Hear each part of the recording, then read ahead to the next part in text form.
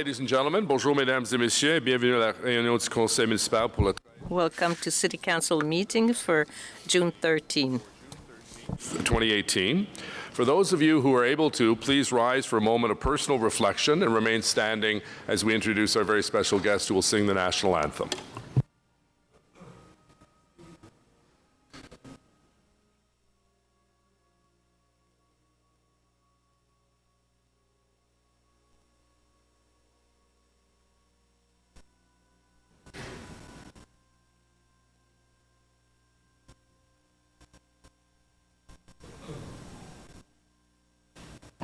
You can remain standing. We'll ask Councillor Tierney to introduce our special guest who is here to sing our national anthem.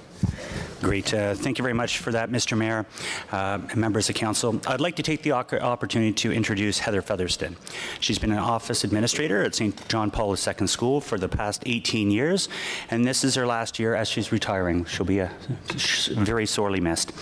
Along with her dedication to the school, she's also had the pleasure of being the choir director and has been involved in many drama productions over the years. I actually think the Mayor and I starred in one of them at one point too, so it was a great event. That being said, I do want to thank you for all the great stuff you've done, and at this point, I turn the floor over to you. Oh, Canada, our home and native land, true patriot love in all of us command. Car t'embrasse et porte la paix, il s'est porté la croix. Ton histoire est une épopée de plus brillants exploits. God keep our land glorious and free. Oh, Canada, we stand on guard for thee. Oh, Canada, we stand on guard for thee.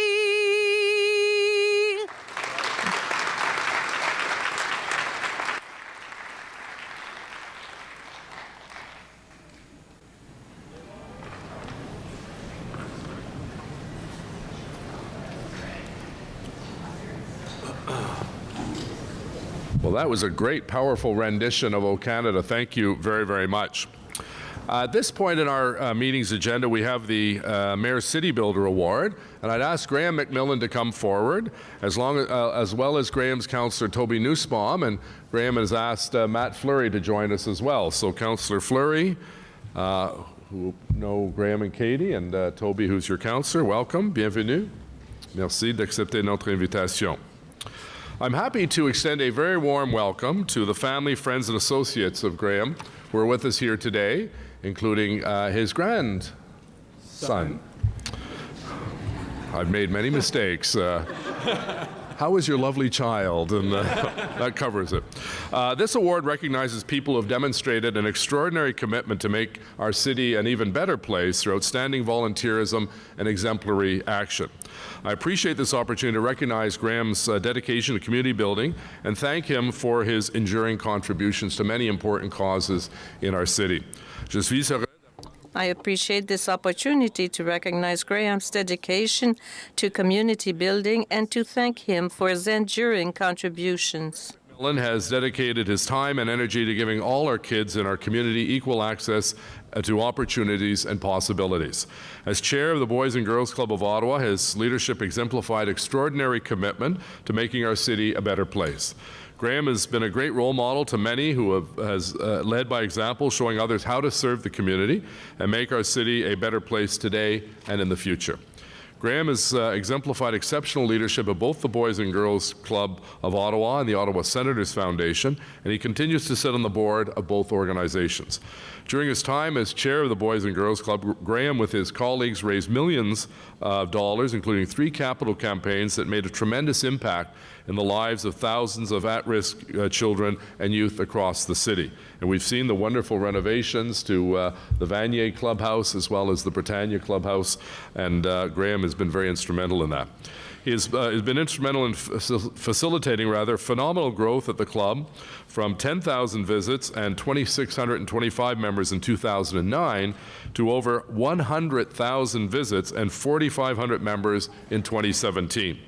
He has strategically aligned himself with organizations like the Boys and Girls Club of Ottawa and the Ottawa Senators Foundation to really be a game changer for youth and build community where every child has the opportunity to reach their full potential. Graham was instrumental in rebranding both organizations and developing the club's new tagline, Belong, Believe, Achieve. The Boys and Girls Club runs 7 clubhouses in at-risk neighborhoods of Ottawa, and I had the pleasure of joining Graham and the executive team members last October for the official groundbreaking ceremony of the Police Youth Centre Clubhouse on Prince of Wales Drive, which will be a very exciting addition to that community. Graham led the capital campaigns to redevelop and transform 3 clubhouses, which have dramatically expanded, modernized, and improved programming space, making them more relevant and accessible to the community. That money continues to make a tremendous impact on the lives of thousands of children and youth across the country. Comme président du club des garçons et filles, as chair of the Boys and Girls Club, Graham led 3 fundraising campaigns that raised millions of dollars. This money continues to make a tremendous impact on the lives of thousands of children and youth across the city. Boys and Girls Club of Ottawa, he helped to develop a very rich series of free, structured, life-changing programs in 4 key programming pillars. These are purposely designed to drive personal development, empower youth to reach their full potential, and give them the confidence and skills for life. Education, physical activity, and healthy lifestyle leadership and social skills and creative arts. The club now has the greatest reach and impact for at-youth children and youth across our city. Graham is led by example in teaching others how to better serve the community and give back. And I'd like to take this opportunity to sincerely thank Graham for his many contributions, as well as I see as family members here, and Colleen, and the new president, Stephen, of the Boys and Girls Club, and many others, Paul, Gary Zed. Danielle from the Sens Foundation. How are you, Danielle? You see, I've gone down that slippery slope now. I'm going to have to name everyone. J'aimerais saisir cette occasion. So I would like to take this opportunity to thank Graham for his many contributions to the community and the entire city. Toby Nussbaum and your friend, Councillor Mathieu Fleury, to present you with the Mayor's City Builder Award. Thank you for all you've done for young people in our community, Graham. Appreciate it. Come on over here, gentlemen.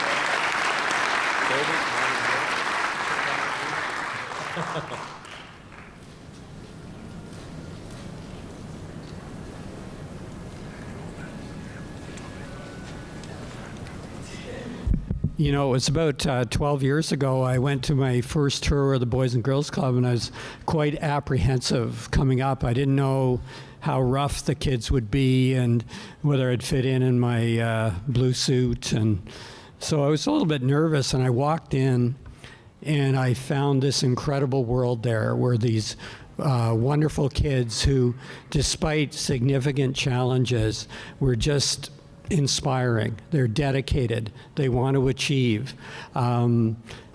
They're just generous beyond any group of kids that I know. You know, in our Leaders for Life program, these kids are their minimum requirement is 70 hours of volunteer work per year. So I began a journey there, and it's been very satisfying personally for me, and I know I just wanted to thank a few people for that, and I'd like to thank my great family. It's become a bit of a family business.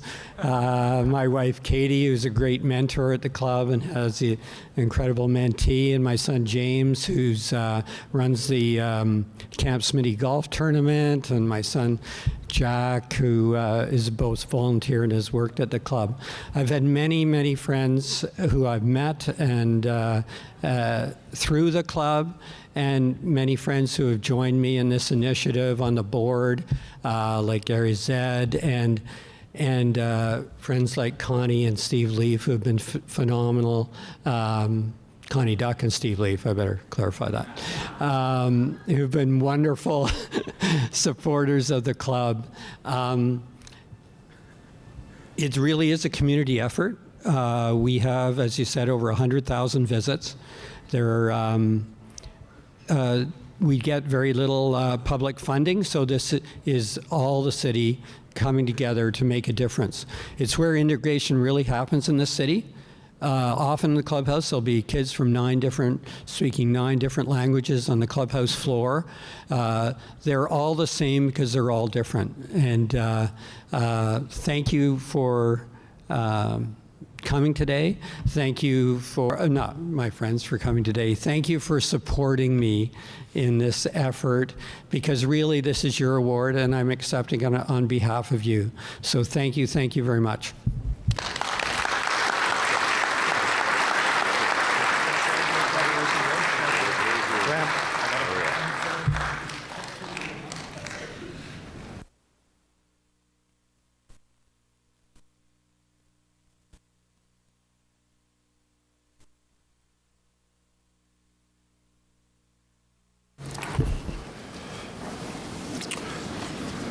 Thank you again, Graham and Katie and members of the family and friends of the Boys and Girls Club and the Senators Foundation for being with us. Apparently this is a very bad year for hay fever and allergies, and I'm really stuffed up, so I'm it's obviously you can't catch, it's not like a cold, but I was taking Reactin. I think I took the drowsy version, so if I start falling asleep in the middle of the meeting, I've asked Matt or Tim to give me a kick to wake me up. So I got to read the label a little better on these things. So, Madam Deputy Clerk, roll call, please. Conseiller Manette. Present. Councillor Middick. Councillor Harder. Here. Councillor Wilkinson. Present. Councillor El Shantiri. Present. Councillor Caudry. Present. Councillor Taylor. Councillor Shirelli. Councillor Eglai. Here. Councillor Deans. Here. Councillor Tierney. Present. Conseiller Fleury. Ici. Councillor Nussbaum. Present. Councillor McKenney. Present. Councillor Leeper. Here. Councillor Brockington. Here. Councillor Chernyshenko. Present. Conseiller Cloutier. Present. Conseiller Blais. Here. Councillor Derouse. Here. Councillor Moffat. Here. Councillor Kakish. Present. Councillor Hubley. Here. Mayor Watson. Here. Le quorum est tient, Monsieur le maire. Okay, merci. You have quorum. Minutes adoption de procès verbaux pour le 23 mai 2018. Carried. Oh, sorry, Councillor Harder. I just wanted to confirm that there's going to be a change made to, I think somebody talked to Councillor Leeper about it already, and that change is going to be made. Doesn't have to be put on the floor. Yeah, the minutes are correct. The agenda was wrong and it's being fixed. Okay, perfect. Thank You for bringing that up. Declarations of interest, including those originally arising from prior meetings. Déclaration de conflit d'intérêt. Councillor Eglai, please.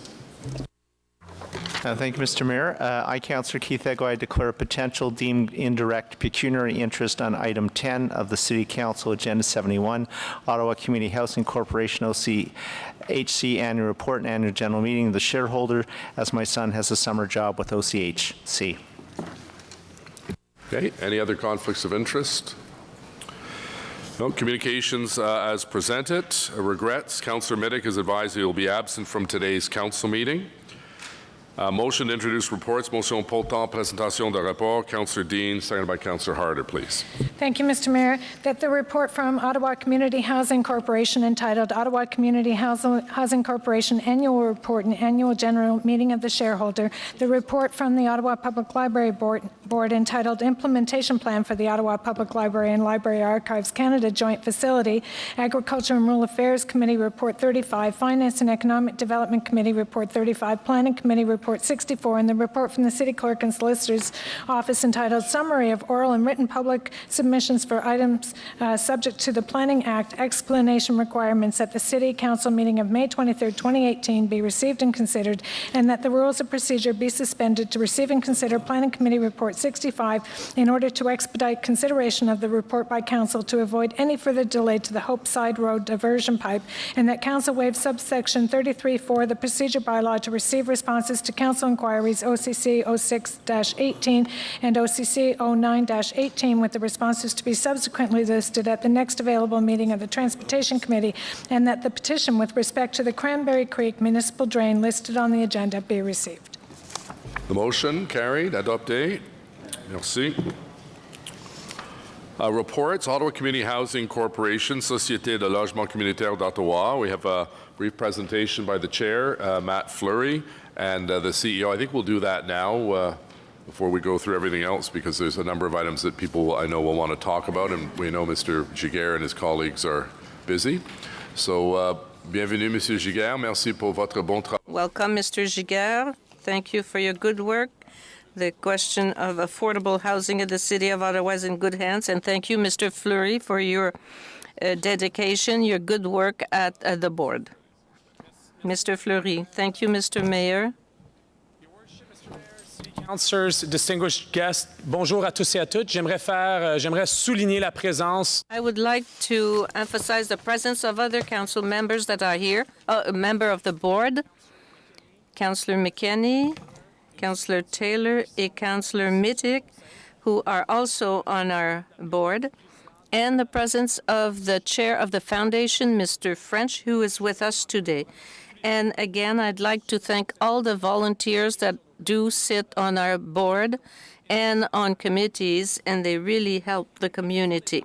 We are pleased to be with you this morning for the presentation of our annual report of the Ottawa Community Housing Corporation and our sole shareholder, the city.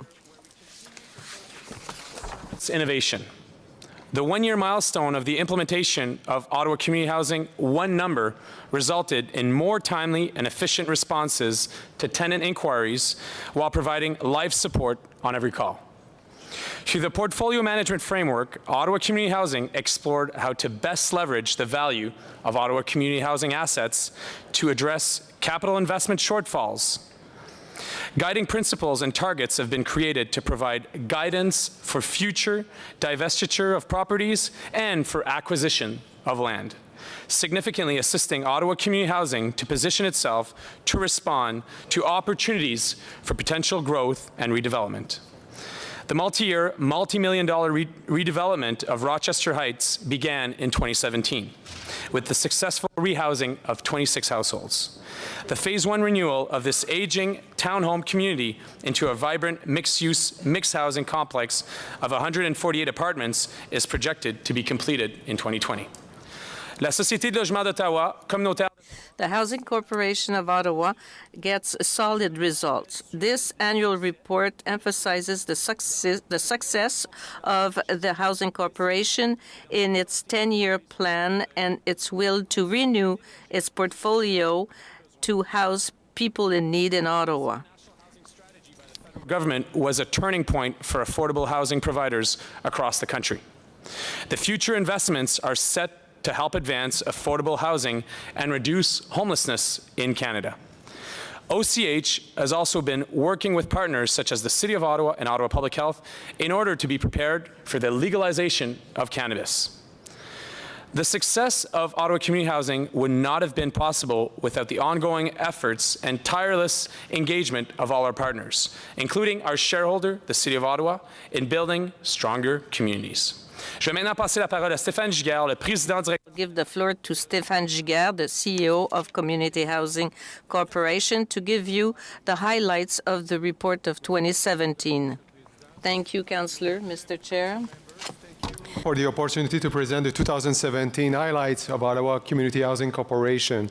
The 2017 annual report demonstrates the dedication of OCH to its mission and values as a leader in the delivery of affordable housing and in community housing and working with others towards safe and healthy communities. Last year, the corporation also celebrated its 15th anniversary. J'ai le privilège de diriger une équipe. I'm happy to be at the head of a management team that is well recognized with very competent professionals with solid expertise in housing and real estate. Involved in various board of directors here in the community, but also across the province. Ottawa Community Housing continues to strive by looking for innovative solutions for social and affordable housing challenges in Ottawa. Through the asset management renewal, OCH continues to leverage and maximize the use of its physical and financial resources to respond to opportunities for growth and redevelopment, as well as retaining and maintaining its existing portfolio. OCHC delivered a record year for capital investment in 2017. We committed $57.2 million, including critical building system upgrades, over 222 major revitalization projects, and key property purchases, and the acquisition of 7.2 acres of land for the future site of the Gladstone Village in Centertown. The corporation has continued its commitment to the environment through its long-term strategy, the Eco2 plan, which also contributes positively to the living environment of tenants and generates savings whenever possible. OCH was very thankful to receive funds from the City of Ottawa, which was the City of Ottawa's Energy Evolution Catalyst Program. The corporation will aim at building its first net zero construction with the Rochester Heights redevelopment. OCH has also built one of Canada's largest array of solar panels in social housing, enough to power 12 homes. OCH continues to seek ways to improve the quality of life of our tenants in all of our communities. The majority of our tenants' houses come from the social housing registry waiting list, and the tenants often require additional support. As such, OCH continues to engage with over 100 partners, local organizations, to assess and explore different ways in the expansion of on-site support services to tenants to address higher needs or complex histories. OCH pursues the enhancement of the tenant experience approach by recognizing that a positive experience is critical to meeting its mandate and enabling successful tenancies. One significant change highlighted by our chair was the expansion of the call center into a one-number approach. Just last year alone, we recorded 240,000 calls. OCHC has negotiated greater access to low-cost internet services for tenants through local providers with Rogers and also with Capital FreeNet. As it improved its presence through OCH social media platforms, OCH saw an increase of 275% of its public engagement, and also we have implemented an integrity policy. And its procedures of the integrity policy aim to establish oversight and general direction regarding claims of fraud, waste, or potential misuse of OCHC's assets. The financial audited statement of OCH show that OCH managed within its operating budget. Ernst & Young confirmed that the 2017 financial statements are fair, accurate, and consistent. Very important for our corporation. OCH achieved a healthy financial outcome, which resulted in an additional $484,000 contribution to the operating reserve, as well as a contribution of $865,000 to the Green Fund for ongoing and future green initiatives at OCH. OCH ended the year with a committed reserve balance of $72.4 million, supporting our strategic goals and the renewal of the portfolio. Ottawa Community Housing Corporation is passionate and about supporting its employees. Earlier this year, it was named one of the National Capital Region's top employer. Really proud of the staff. We are grateful to our shareholder, the City Council, and the staff of the City of Ottawa, Janice and Said, Shelley, everyone, great partnership, ongoing partnership since many years to transform OCH. Your ongoing guidance and support make a tremendous difference in our ability to build homes and invest in our buildings, home to approximately 32,000 residents of Ottawa. On behalf of the Board of Directors, the staff, the partners, and the tenants, thank you. Merci de votre appui et votre confiance. Thank you for your support and your trust in the Ottawa Community Housing Corporation. Thank you, Mr. President and Chair of the Board of Directors. Are there any? Thank you, Your Worship, and good morning, members of Council, and thank you, Mr. Giguel and Councillor Fleury, for your report to Council this morning. We have a lengthy agenda, so I'll keep my comments very brief. As you both know, the number of units in River Ward is very high, the second highest in the city, and I certainly appreciate the service and programming that you provide my residents, but also to residents across the city. Two questions for you. The housing stock that OCH has, the average life is older. I know, Mr. Giguel, you've said this many times, and with older housing stock, including the stock in my ward, you have a number of challenges. The operating costs are quite high. Can you talk about that challenge in particular, and over the perhaps medium to longer term, what the plan is to deal with older stock, or whether you have a vision to replace that older stock with a different mix?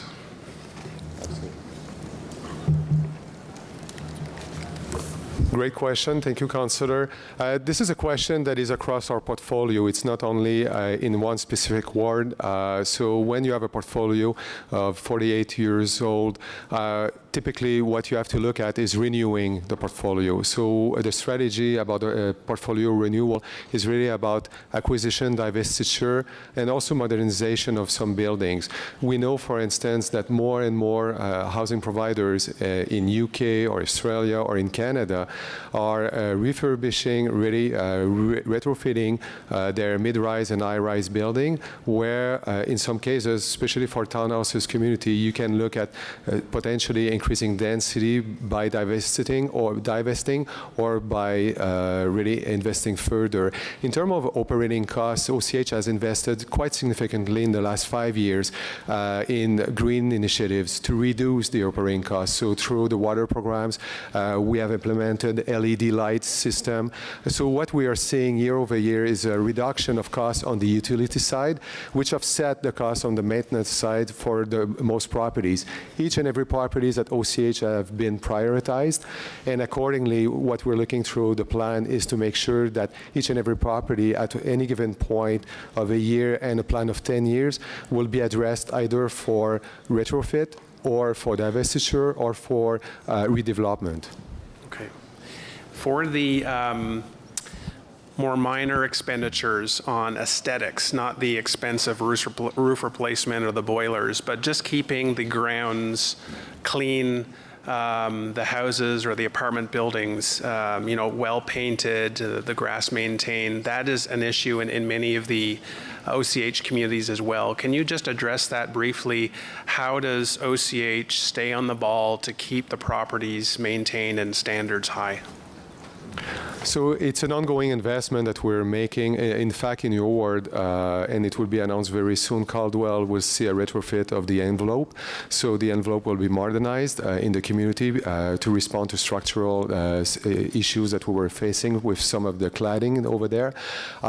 In most of the communities, what we're seeing is always the engagement of the tenants and the residents to participate in the decision-making about beautifying the community. So when we're talking about buildings, for instance, we have a welcome home program where we are currently addressing most of our lobbies in our high-rise and mid-rise, and the engagement is done with the residents, with the community, with elected members as well, to ensure that when you come to Ottawa Community Housing, it's always a pleasant experience, and your first contact with your home is more than often in an high-rise or mid-rise, your lobby. So for us, it's very important. So we started, and part of the community and the fabric, we really believe that Ottawa Community Housing has that commitment towards always improving the buildings whenever possible. Okay. Thank you very much, Your Worship. Merci. Est-ce qu'il y a des autres questions? Any other questions? Monsieur Giguère or Monsieur Councillor Fleury? No. Thank you very much. On the report recommendations, carried, adopté. Merci beaucoup. Ottawa Public Library, Conseil d'administration de la Bibliothèque publique d'Ottawa. We have the Library Board recommendation, which we'll receive, but we're going to deal with it when it comes up at the FEDCO finance portion of it. So we'll just come back to that one. Committee reports, rapport des comités finances et développement économique, rapport numéro 35, report number 35. Item 3, Ottawa 2017 final report, rapport final d'Ottawa 2017, received. Capital budget adjustment and closing of projects, city tax and rates supported. Councillor Deans, did you have some questions? Are they brief or are they more, what's that? Yeah, we can hold it. They're not brief then? Okay, we'll come back to it. Item number 5, 2017 Investments, Endowment Fund, and Other Treasury Activities Report. Good news for the city. Congratulations, carried. Item number 6, Implementation Plan for the Ottawa Public Library and Library and Archives Canada Joint Facility. We'll come back to that because we have a motion and I'm sure people like to talk about that. Then we go to page 11 for our next item. Item 7, Brownfields Grant Program Application 3 and 4, Booth Street demande dans le cadre du programme de subvention pour la remise en valeur des friches industrielles 3 et 4 rue Booth. Hold. Hold. I believe Councillor Nussbaum did. Planning Committee Report number 64, rapport numéro 64 du Comité de l'Urbanisme, R4 and multi-unit residential zoning review. We have a number of motions, so we'll come back to that.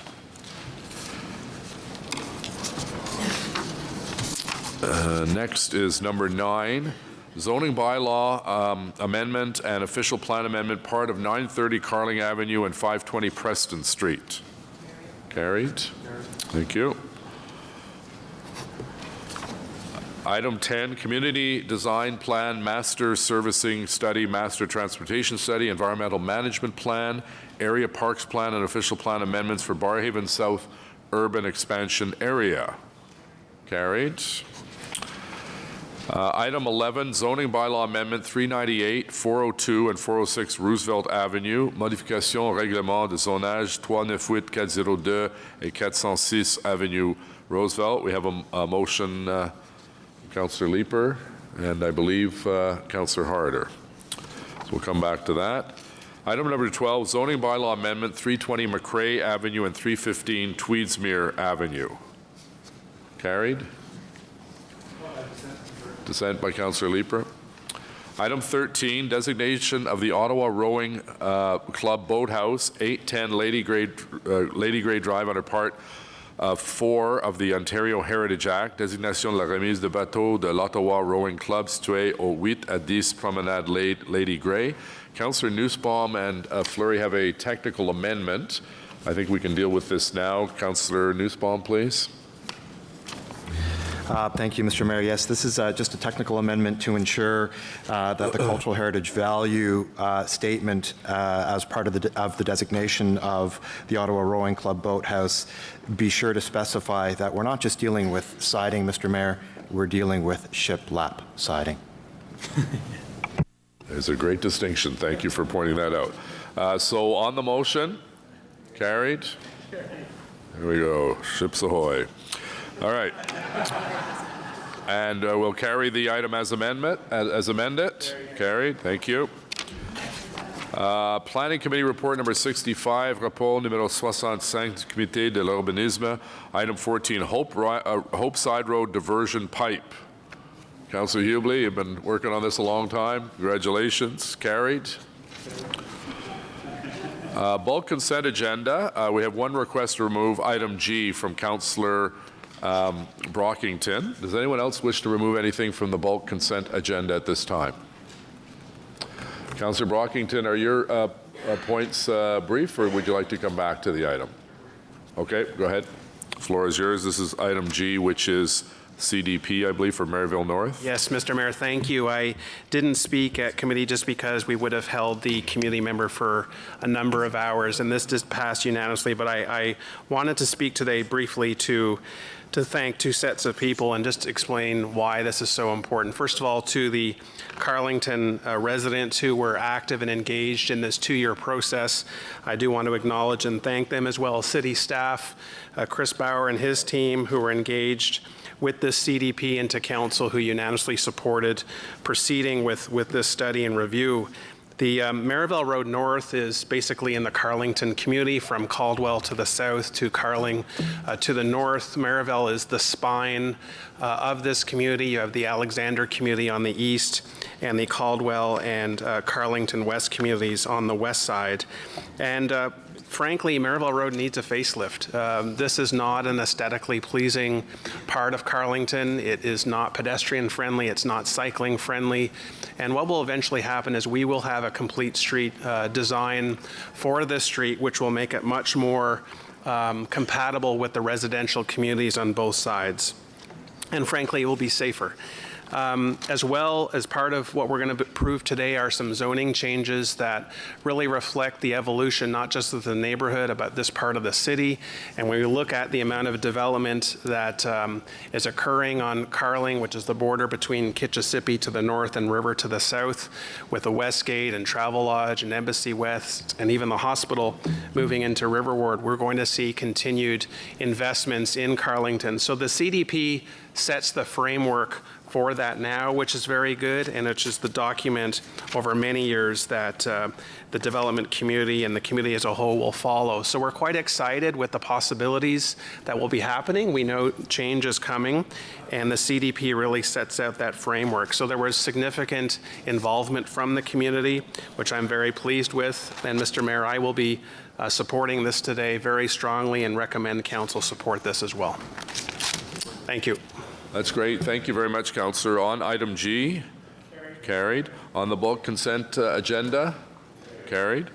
Okay, so we're going to come back to the first item. It's the implementation plan for the Ottawa Public Library and Library and Archives Canada joint facility.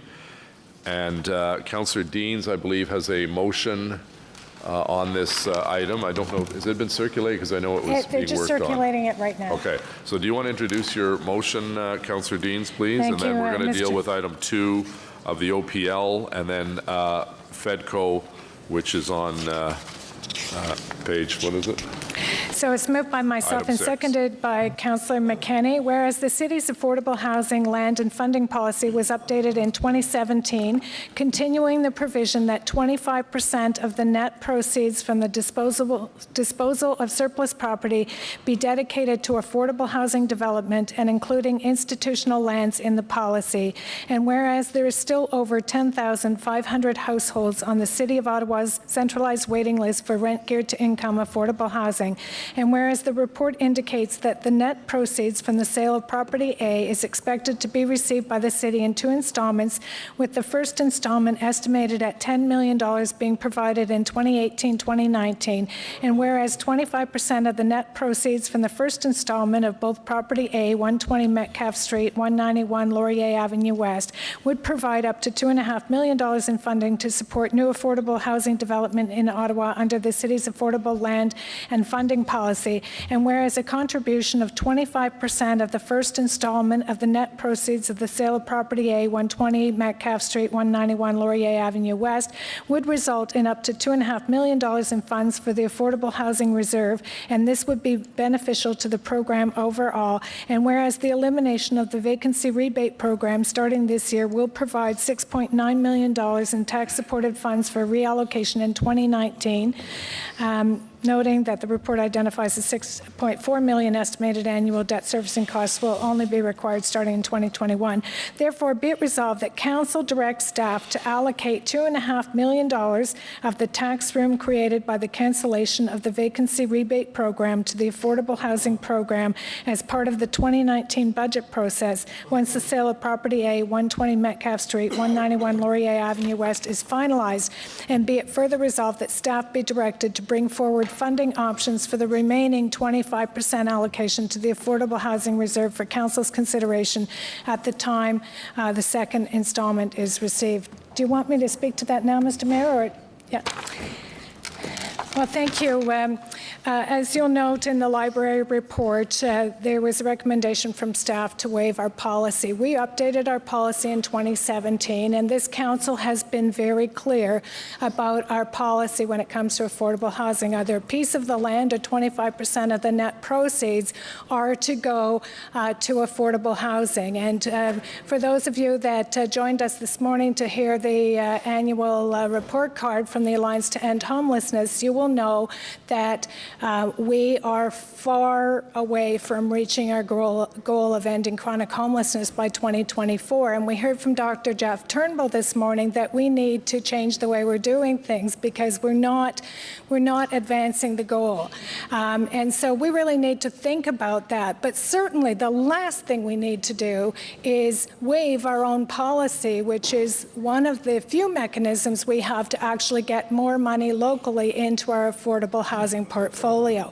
And so the motion that Councillor McKenney and I are advancing today is saying, no, we are not waiving our policy. We are going to adhere to the policy, and we're going to take that money and use it for affordable housing to try and in some way address the affordable housing crisis that this city is facing. And I noted that during the Lansdowne Park debate, the same thing happened. The city staff recommended that we waive the policy, and Councillor Holmes and I at the time moved this exact motion to say to Council that we need to adhere to our policy. And Council supported that on an 18-6 division. And so today I'm hoping that it will be the same outcome, that the policy that was approved by Planning Committee in 2017 and Council will be upheld, and we will continue to support the need for putting funds into our affordable housing portfolio. So I just hope that you will support the motion today. Thank you. Hey, thank you. Councillor McKenney, please.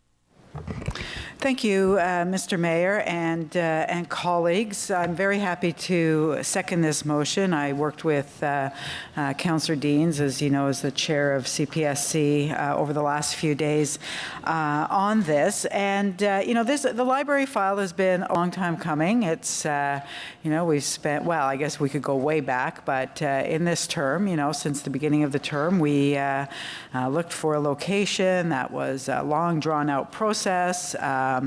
But in the end, I believe that the funding model that was put in front of us at Library Board was a good funding model, and I think that we're just that much closer to realizing a new library in the City of Ottawa, which you know, I fully support.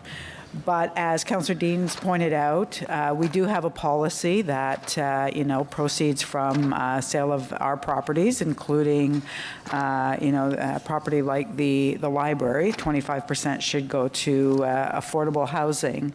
And, you know, we are starting to, I think Councillor Taylor this morning at the Alliance to End Homelessness, you know, pointed out very eloquently that there are a lot of different tools that we need to use to get there. We are looking at transit-oriented development very seriously now. We've got that interdepartmental working group to look at opportunities around our light rail stations and our bus rapid transit stations, looking at our air rights, looking at what we can do with supportive housing and affordability right across the range and supports across the range that we need them. But in the end, we need the funding to go along with it. Our housing providers know what they're doing, but without the bit of funding that we're able to put on the table, we won't move forward in the way that we should be. So I am very happy to second this, and would encourage colleagues to look at it very seriously and ask for your support. Thank you. Thank you. Councillor Kakish, please.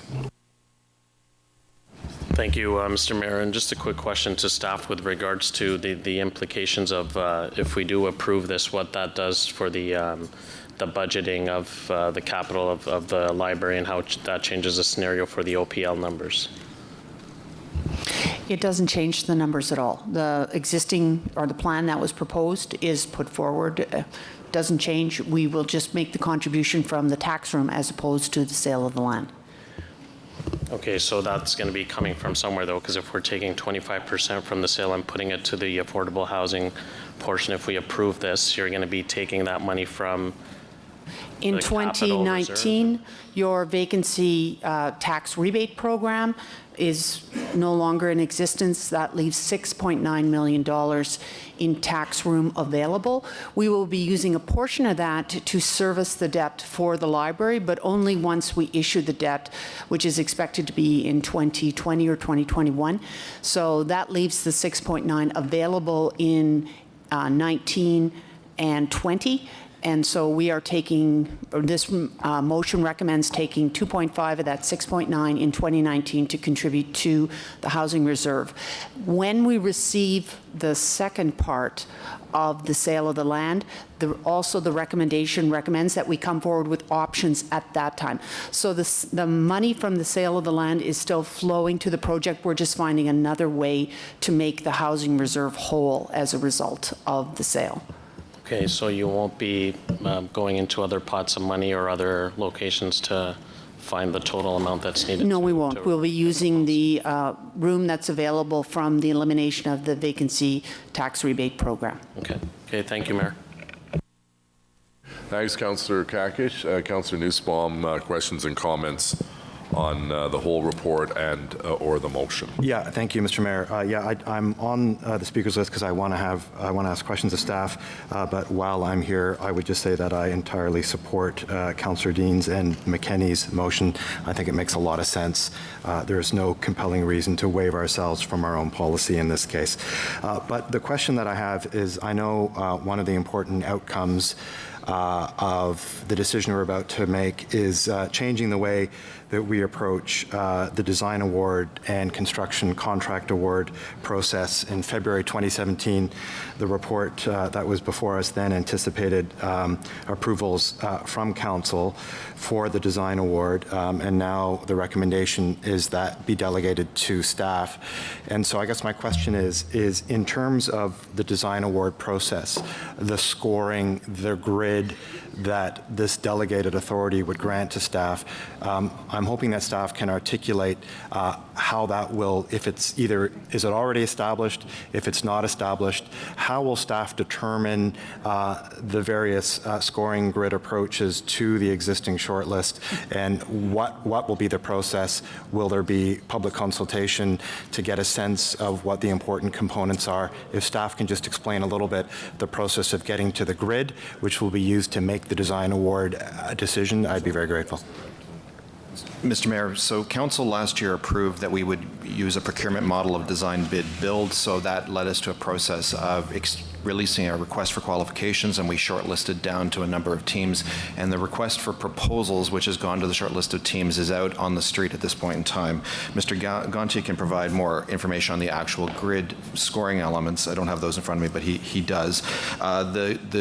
The bids will be scored by a panel involving 2 staff from the Ottawa Public Library, 2 staff from the City of Ottawa, and 2 external architects who do not work in the Ottawa market. We picked them deliberately to avoid conflict of interest, to advise the process and provide it, and the process is being overseen by a Fairness Commissioner.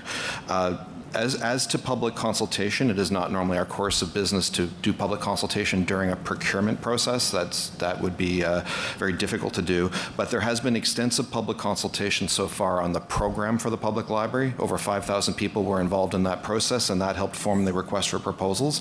That group of 5,000 will be contacted again once we commence the design process for the library and have a selected architect on board. And we are looking for extensive consultation during the design process.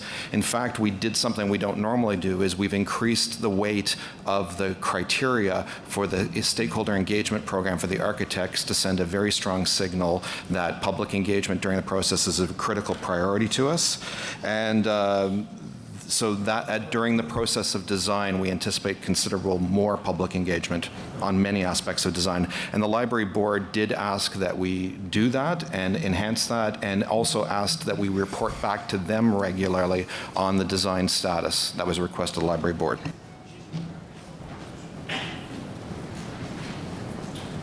Okay. Councillor Lee. No, sorry. Oh, sorry. I think Mr. Gonche was going to. Mr. Mayor, just to follow up on Mr. Willis's details, the request for proposal that was issued to the 5 firms has actually been made available publicly. It's on the project website. Annex B of the request for proposal actually details the evaluation criteria. So there's basically a combination of technical merit and also financials. The technical merits are detailed in terms of how the point system will work. And to Mr. Willis's point, basically there's been an increased emphasis on the public engagement component, and it's actually a rated component of the submission. Okay, just so that I'm clear, so then the evaluation committee will be using that Appendix 2 grid in terms of going from the 5 on the short list to the 1 winner of the design process. That's correct. Basically, we need to ensure basically the transparency of the process, so the grid is clear. We cannot change those parameters. Those are the parameters that will be evaluating basically the 5 submissions, and all of this process will be overseen by the Fairness Commissioner. Okay, thank you very much. Great. Merci. Councillor Leeper, please. Thank you, Mr. Mayor. Questions for the Treasurer. On pages 38 and 39, we speak about the debt that we would be incurring and the additional debt over what was originally anticipated. It's made note that we are assuming a 20-year debt issue at 4.5% interest.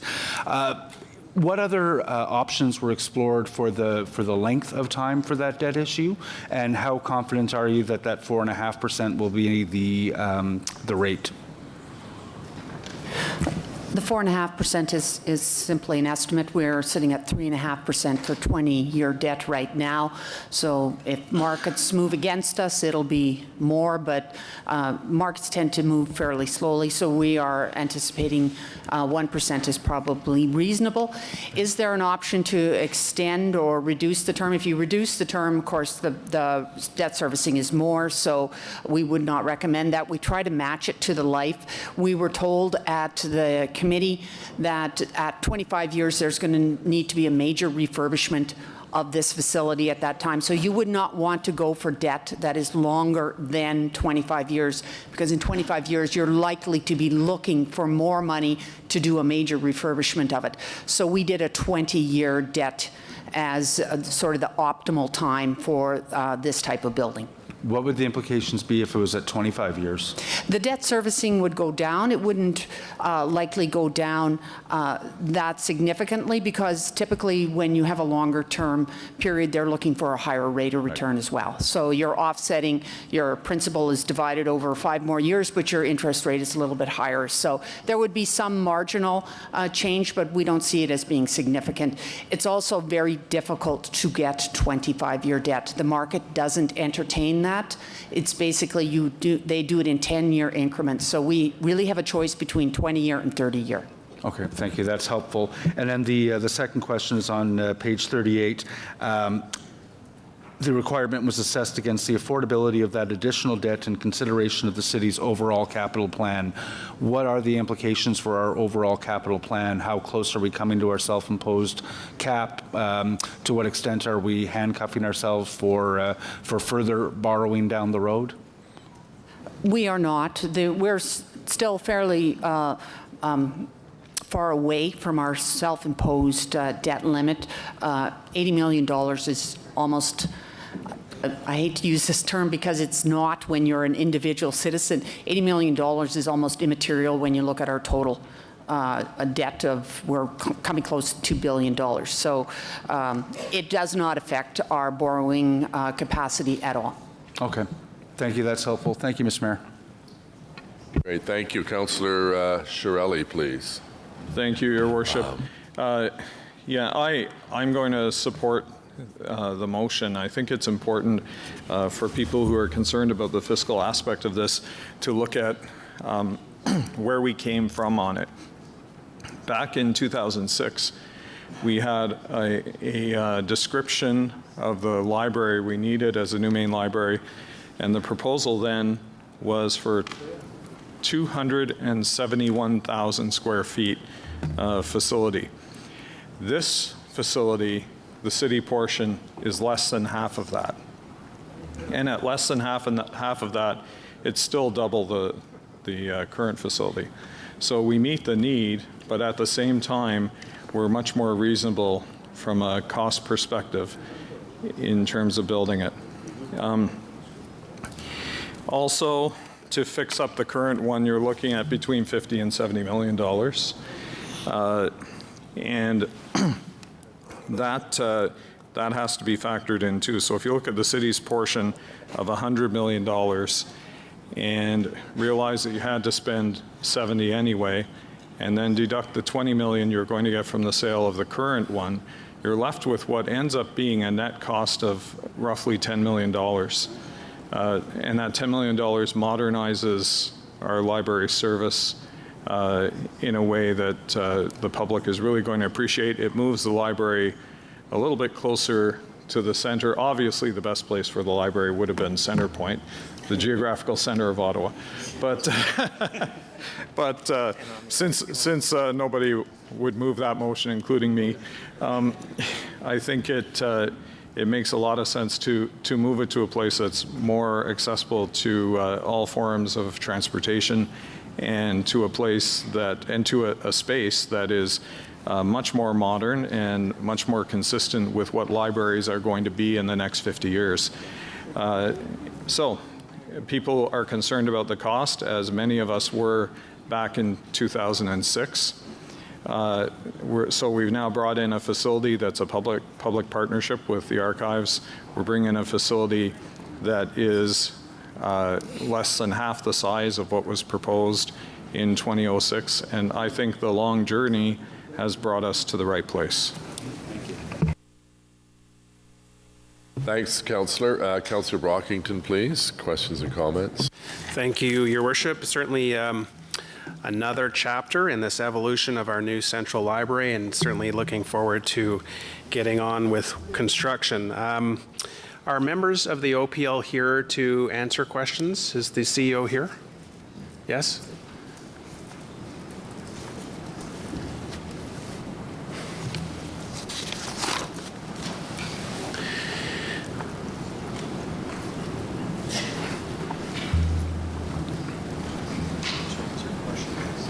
Good morning. My question is I'm going to start off with the parking component, which is the fifth item of the recommendation, an $18 million underground parking facility. Current Central Library on Metcalfe, from what I understand, does not offer any parking. Obviously, people are free to park on the street or use private parking in some of the private buildings around there. But talk to me, please, about why an $18 million underground parking facility is required when we're on the LRT line. What is being lost right now at the central downtown facility that doesn't have parking, and why does the OPL believe this is a requirement for the new site? Mr. Mayor, I will actually take that question if the councillor will tolerate that. The issue is more of it, building a facility of this size, considerably larger than the existing main central library, that will have multiple purposes, including libraries and events that will be attracted to the site because of the joint use by OPL and the Library and Archives Canada. Unlike the main downtown library, there are not a lot of adjacent private lots where people can choose to park if they wish, but we did try to find that equilibrium. We want to encourage people to use public transit, so we minimized the parking footprint to what we thought was most reasonable at 200 spots, which is just one level of parking. Our consultants at one point had recommended considerably more, but we chose to find that sweet spot between providing enough parking to support the events and programming, but also not attracting more traffic than necessary. We're also providing alternative modes for cycling and walking access as well. So we feel we found the right balance. You wouldn't build a city building building of this size meant for multiple purposes without providing some parking for it. Will there be any surface parking at all? Mr. Mayor, that's not in the plan at all, no. So even handicap mobility parking will be underground? Mr. Mayor, those will be provided in designated spots beneath the facility. There will be there will be turning spots at grade for paratranspo and other types of vehicles, but people arriving in their own vehicles will park in designated spots below ground. So there is no room at all on site at grade to provide basic handicap drop-off parking? Mr. Mayor, drop-off, certainly there will be at grade drop-off. If they wish to park their vehicle, they would be brought to a weather-protected, secure underground spot, which was specifically designed for accessibility. Will this underground parking garage be used for people who are visiting Library and Archives Canada? Mr. Mayor, yes, that will be used for any people who visit the facility for any of the purposes. Are they making a contribution to the underground parking garage? Mr. Mayor, they are not, because the city is owning and managing and paying for the garage through parking revenues that we will accrue. Had they been involved as a partner, it just would have made it more complex. Any visitors will pay the market posted rate that council will approve to the site, so the city will be the recipient of the revenues. The city does not expect to make back the $18.1 million investment in the actual capital costs. Mr. Mayor, in fact, we do. We do believe over the 20-year life of it, that is a cost recovery, and it will the payback rate will be between 15 and 20 years, depending on what rate council sets for parking on the facility. But it has been modeled to be a payback. I have I don't disagree with the general manager that the new central library will provide certainly more space, more opportunities, more events that will have perhaps more visitors come to it. But it's very difficult for me to accept that we're purposely building on the LRT corridor to make it a viable library for people at the four corners of the city to get to, and we want to spend $18 million for an underground parking lot. So that one is difficult for me to accept. My other question is just about the estimated proceeds from the sale of the current central library, the one at 120 Metcalfe. It's estimated that the city will acquire $20 million for that site. And I understand part of the equation is a number of years that the OPL will get that center rent-free. Can I be reminded what the total sum of that free rent adds up to?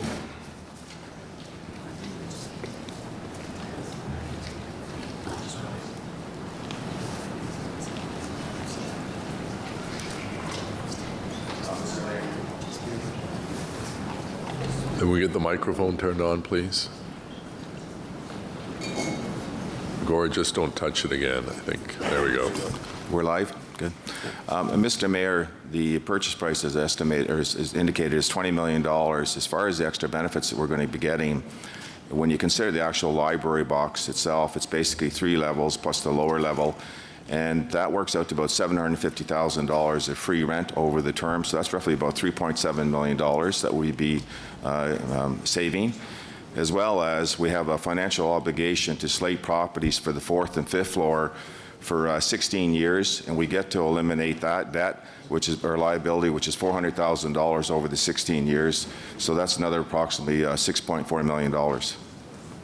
So when we look at the proceeds of the sale of 120 Metcalfe, the not deferred rent, but just the rent holiday, $3.7 million that you indicated, plus this debt that you've added to that, that's significant. And so a lot of the questions are, even though the plan is not to go out with a public, I don't want to say tender, but a public opportunity to get bids on this site, it is, I don't want to put words in your mouth, but do you believe this is the absolute best deal for the City of Ottawa and taxpayers of how we dispose of this site?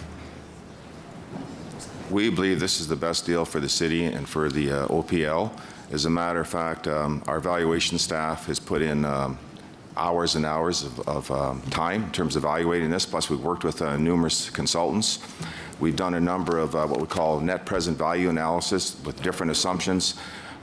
Because the reality is this is a very complicated piece of real estate in that it consists of three components.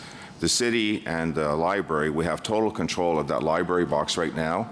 But as far as the air rights, which is 16 stories, the Sir Richard Scott building, Slate Properties has total control of that until 2034. They also have control of the underground parking to 2034. So for us to go out to the market right now, we're kind of restricted in terms of what we could get. So it made sense that the best scenario for the city, for the library, was to go to Slate Properties, and that's why we did, because we know that they're motivated right now, knowing that there's still 16 years to go on the lease, and as a result, that's why they provide us with additional inducements. So in our opinion, we've achieved more than the market value than we would have got out in the normal market. I would also add the other scenario that we looked at, because a number of people have asked this one as well, why wouldn't we hold it until 2034 and sell it at that time? We've looked at that analysis as well, and as far as we're concerned, from a staff perspective and other people we've talked to, we consider that there would have been significant risk to the city by doing that, because by the time we would have had the asset back in 2034, that asset is now 60 years old, so we have an aging asset. We also have a purpose-built facility with regards to the library. There would have to be a major retrofit that would have to be involved. The city would also be on the hook for all the life cycle costs for the current library as well as for the parking. So we did that complete analysis. Having done that analysis, we landed where we did today, and that's why we're recommending that we sell the asset to Slate Properties today for $20 million. Thank you. I really appreciate that explanation and the added detail. And Your Worship, I just want to make it very clear, I will be supporting this motion today, the financial plan. I certainly supported the location of this library when we had this debate, and now the plan that's before us today. I do want to make it very clear, though, I don't know if we're taking yeas and nays or whether they'll just be passed, but for item 5, which is the $18.1 million underground parking lot, I will be dissenting on that particular piece. Okay. Does anyone else wish to speak before I ask Councillor Tierney, as chair of the Library Board, to speak? And welcome to our friends from the OPL. Okay, Councillor Tierney, please. Great. Thank you very much, Mr. Mayor. First of all, like any story, this story started with Once Upon a Time. And over many, many chapters, it felt like War and Peace. Whether it was chapters 1 through 4 with Bob Shirelli, Rick Shirelli, 2 chapters of Jan and the Taj Mahal. Many of these chapters have moved us forward. And I'll tell you right now, the chapter I'm most proud of is the vision chapter. And I think that this board that is in front of us today, the great staff with Danielle, Monique, and Elaine have done a tremendous job. Our board was very pragmatic, patient, and at the end of the day, we now have something better than we can ever have imagined. We have an opportunity with the public sector to partner together to create a world-class library with vision. That being said, we have 5 great firms. I feel very confident in the process. I feel very confident we're going to have a great product at the end of the day. And let's hope, I'm asking my council colleagues, as we get close to the final chapter, let's have a happily ever after. Thank you very much. Thank you, Councillor. I'd just like to offer a couple of comments. This is going to be one of these projects that we collectively in the community will be very, very proud of. And I think we as elected officials can be very proud that after many years of hard work by people like Councillor Harder and Councillor Shirelli and previous chief librarians and staff and chairs of board and members on the board, this is a project that really is coming together nicely. We want to thank the federal government for their support, Minister Joly, Minister McKenna, and Minister Morneau, who saw this as a great investment to work with the Ottawa Public Library and National Library and Archives Canada that need space and need public space for many of their services, such as genealogy and so on. So I want to thank Councillor Tierney. This has been a long road.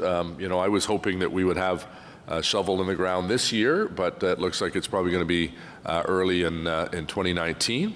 But it is going to be well worth the wait. And I think if you see library projects in Montreal, Calgary and Halifax, it's often cited. They are more than just a depository for books. They're gathering spots for public debate and forums. They're access to the internet for those who may not be able to access or afford it. And they are pieces of architecture that have become, in Halifax's case, and Montreal and Vancouver's, really destinations for people to come and find out a little bit more about the city they're visiting. So this is an exciting project. It will be one, I think, that we will all be proud of when it opens. And I encourage members of council to support the whole package.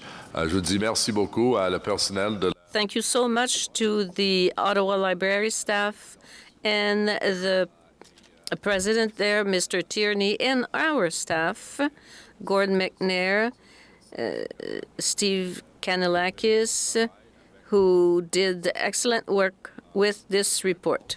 If not mistaken, Leslie Donnelly worked very hard on this report. So thank you, Leslie. Where is Leslie? I know she doesn't like me to do this, but I'm going to do it anyways.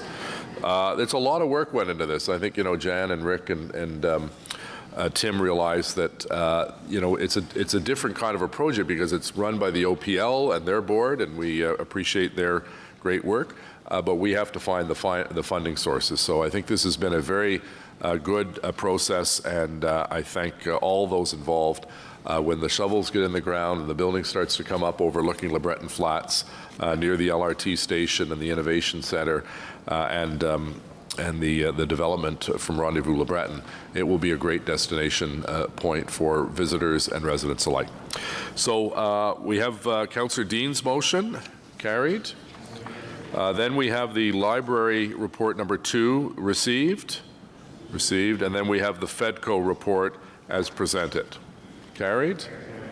Dissent on number 5 from, I was going to say the usual suspects. That's all right. So I'll ask these members to go and pick up someone in Osgood who wants to go visit the library, and they have no transit access there. So you saw the dissents are Fleury, Nussbaum, McKenney, Leeper, and Brockington on recommendation 5. Okay. So that's carried. Thank you very much. Thank you. What's that? Yeah. Thank you very much. Okay. So we have capital budget adjustments and closing of projects, city tax and rate supported. Ajustement du budget d'immobilisation et cession de projets soutenus par les impôts fonciers et les redevances. Councillor Deans had some questions, please. Thank you, Mr. Mayor. I had 2 questions that I want to ask. The first one was on the approval of $300,000 for an autonomous vehicle test track work. And I guess the question is this. I understand that Invest Ottawa recently received $5 million from the Ontario Centres for Excellence program specifically for autonomous vehicle testing. So I'm wondering what that money is being used for and why we need another $300,000. Mr. Mayor, information received from Invest Ottawa is that the original grant program requires that there be matching contributions to the provincial money that comes. And so we've been very fortunate in Ottawa that the component that Ottawa is contributing, which is only $300,000, is only 5% of the matching requirements. Our partners from the local industry, Carleton University, University of Ottawa, and Algonquin College are making other contributions, either direct or in kind to this. So this is actually represents a very small component of what it is, but it was a requirement of the program. Okay, so it's being done because it's a requirement for the matching funding. That's correct, Mr. Mayor. Okay, thank you. I appreciate that answer. The other question is, I just noticed that there's a lot of WIPs closing where the money's going to Arts Court, construction, and I just wondered where we landed in the end on Arts Court. It appears that was over budget. How much over budget was it?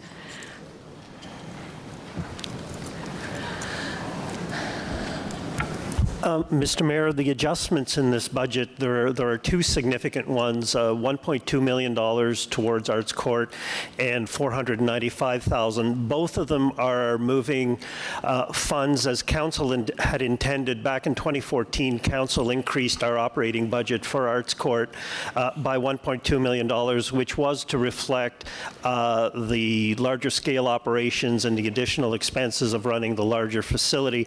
The intent is that between 2014 and 2017, those operating dollars would be put into the capital budget as part of the overall funding envelope for the project. That has been done, and in this budget, in this closure, you will see a transfer of the last $1.2 million from 2017 operating to reserves into Arts Court. Likewise, in 2017, because Arts Court was primarily closed and under construction, there was an operating surplus, and we identified the need to retrofit the elevators in the building. Like a lot of our old buildings, the elevators are not reliable and are aging, and so the decision was made to set aside $495,000 surplus to put it into reserves and then into Arts Court, so that once the work that is currently in scope of completing the renovations there are complete, that we can retrofit the elevators so that they are as reliable and as accessible as the units in the rest of the building. So those are the two major pieces of Arts Court funding. The first one, the $1.2 million, was planned all along and has been an annual transaction. The last one was more realizing that the elevators would not do the job in a newly renovated building and needed some attention, and it is a likely source of funding to do that. Okay, and just to Mr. Willis, was the construction also over budget? There were additional costs for stabilizing at least one wall on the Heritage Building that weren't anticipated in the original scoping of the exercise, so that work has been done, it's finished, and it's accounted for in this budget request. And what was the cost of that? The additional is $500,000 for that. I'm sorry. The additional money is $500,000. $500,000. Okay, thank you. Great, thank you. Any other questions? I should point out, I was speaking with the director of the Ottawa Art Gallery. In the first month of operation, they had over 20,000 people through the front door, which is really phenomenal. 22,000. I missed a day then. Okay, so it was 22,000, and it's been a really great success. And I encourage members of the public who are watching on TV or online, and members of council who haven't been by to see it. This is one of these great success stories where the community raised significantly more money than they planned, and it was a great partnership between the three levels of government. Alors, c'était vraiment un bon exemplaire de l'étoile. A very good example of cooperation between the three levels of government and the community that support the project. Carried. The next item that was held is on page 11 of the agenda, item number 7, Brownfields Grant Program Application 3 and 4, Booth Street. So Councillor Nussbaum has a question. Thank you, Mr. Mayor. Yeah, this is an important item, in part because this is the largest brownfield grant program application the city has received, and I think it equals pretty much all of the money that we've paid out in this program to date. And I just had a couple of questions. The first, I guess, to the treasurer is with regard to the $21 million, which is going to be paid out from the city in lieu of the municipal development charges that the applicant would otherwise have to pay. Is that coming from where? Where in the budget? Is that debt? Is that going to be tax supported? Where is the money going to come? And what is the anticipated number of years over which the city's going to expect to have to pay that? Because I presume the building permits will be drawn at different times. But if you can explain a little bit the fiscal implication of the $21 million. Certainly, Mr. Mayor. When we did the last development charge report, Council agreed that where they give exemptions, including programs like the Brownfield Grant Program, for development charges, that because we can't pass those exemptions on to other development charge payers. We would, in fact, the city would, in order to keep the DC accounts whole, would contribute to the amount that was exempted from an account we have established, and we budget approximately $6 million a year in there. So as the building permits are pulled and the DC exemption is given, we contribute tax dollars to the various reserves, to DC reserves, to keep them whole. So the actual drawdown for this particular project, I believe, is 20 years, is over a 20-year period. I'll let the planning staff talk about the timelines. Mr. Mayor, it's over 10 years and 5 phases of 10 years. So just so that I'm clear, so the expectation is existing reserves, the amount of money existing, will pay for the $21 million over that 10-year period? No. An account, an actual operating budget line actually pays for that. So we take tax dollars and we contribute to that. In lieu of the DCs coming in, we contribute from that account to the various DC reserves. So none of the other DC reserves are affected. They are just made whole by tax dollars as a replacement for the development charges that are being exempted. But knowing that we only approve a subsequent budget year by year, and knowing that there's some uncertainty in when the building permits are being drawn, I'm just trying to understand, how do you anticipate if in a given year the applicant draws a building permit and that is a $3 million hole in our operating budget, how is that confronted or dealt with? We analyze and do estimates on that account every year, and we adjust it. If there's a need to increase it, we'll bring it forward in a budget. Last year, we didn't actually even use all of the $6 million that was in there. So just knowing when projects are coming on and what we estimate the building permits that'll be drawn in a year, we try to make an estimate, and if there's a need to increase it, we will bring it forward as a budget pressure in subsequent years.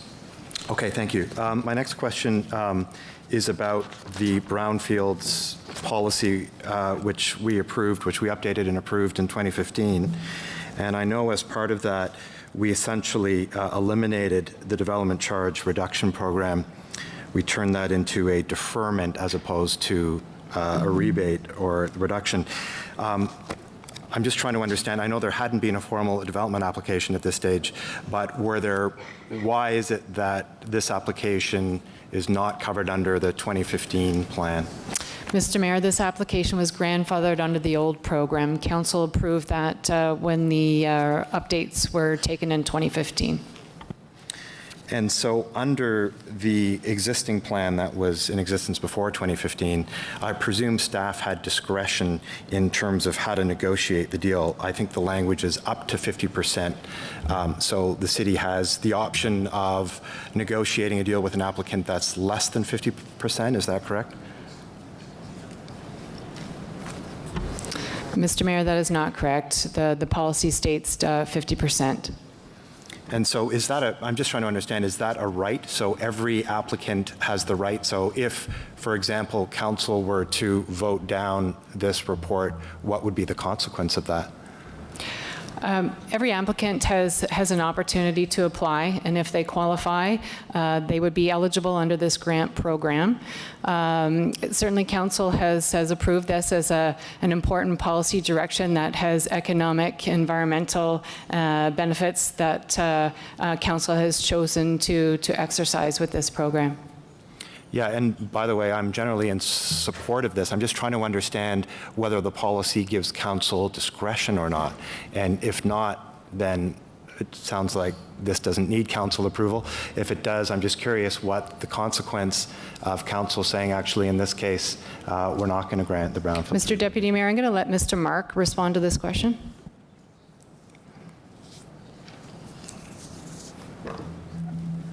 Mr. Chair, the Council's obligation in this regard is to consider the matter in good faith. Council does have a discretion to say no, but in exercising that discretion, I think it would be appropriate for Council to consider the history of this matter, that they have created a program, that they have specifically grandparented the applicant in this case, and those would certainly be relevant matters for Council's consideration. So there are no legal remedies if council were to make a decision to not approve a particular agreement? Mr. Chair, there certainly would be a legal remedy. There's no appeal to the local planning appeal tribunal. The applicant could conceivably launch an application to Superior Court. Okay, thank you. And my last question is, are there any other applications that are in the grandfathered pipeline, or is this the last one? Mr. Chair, there are a number that are still qualifying under that grandfathered program. But moving forward, any new applications would not receive the DC reduction. Okay, maybe I'll just leave it with a question. I'd be interested to get the answer to the question about whether the city has the right under the grandfathered plan to negotiate something less than the 50% development charge reduction. I thought the language was up to, but we don't have to deal with that now. Maybe that's something I can follow up with Mr. Mark afterwards. Thank you, Mr. Deputy Mayor. Thank you, Councillor Nussbaum. Councillor McKinney. Thank you, Deputy Mayor.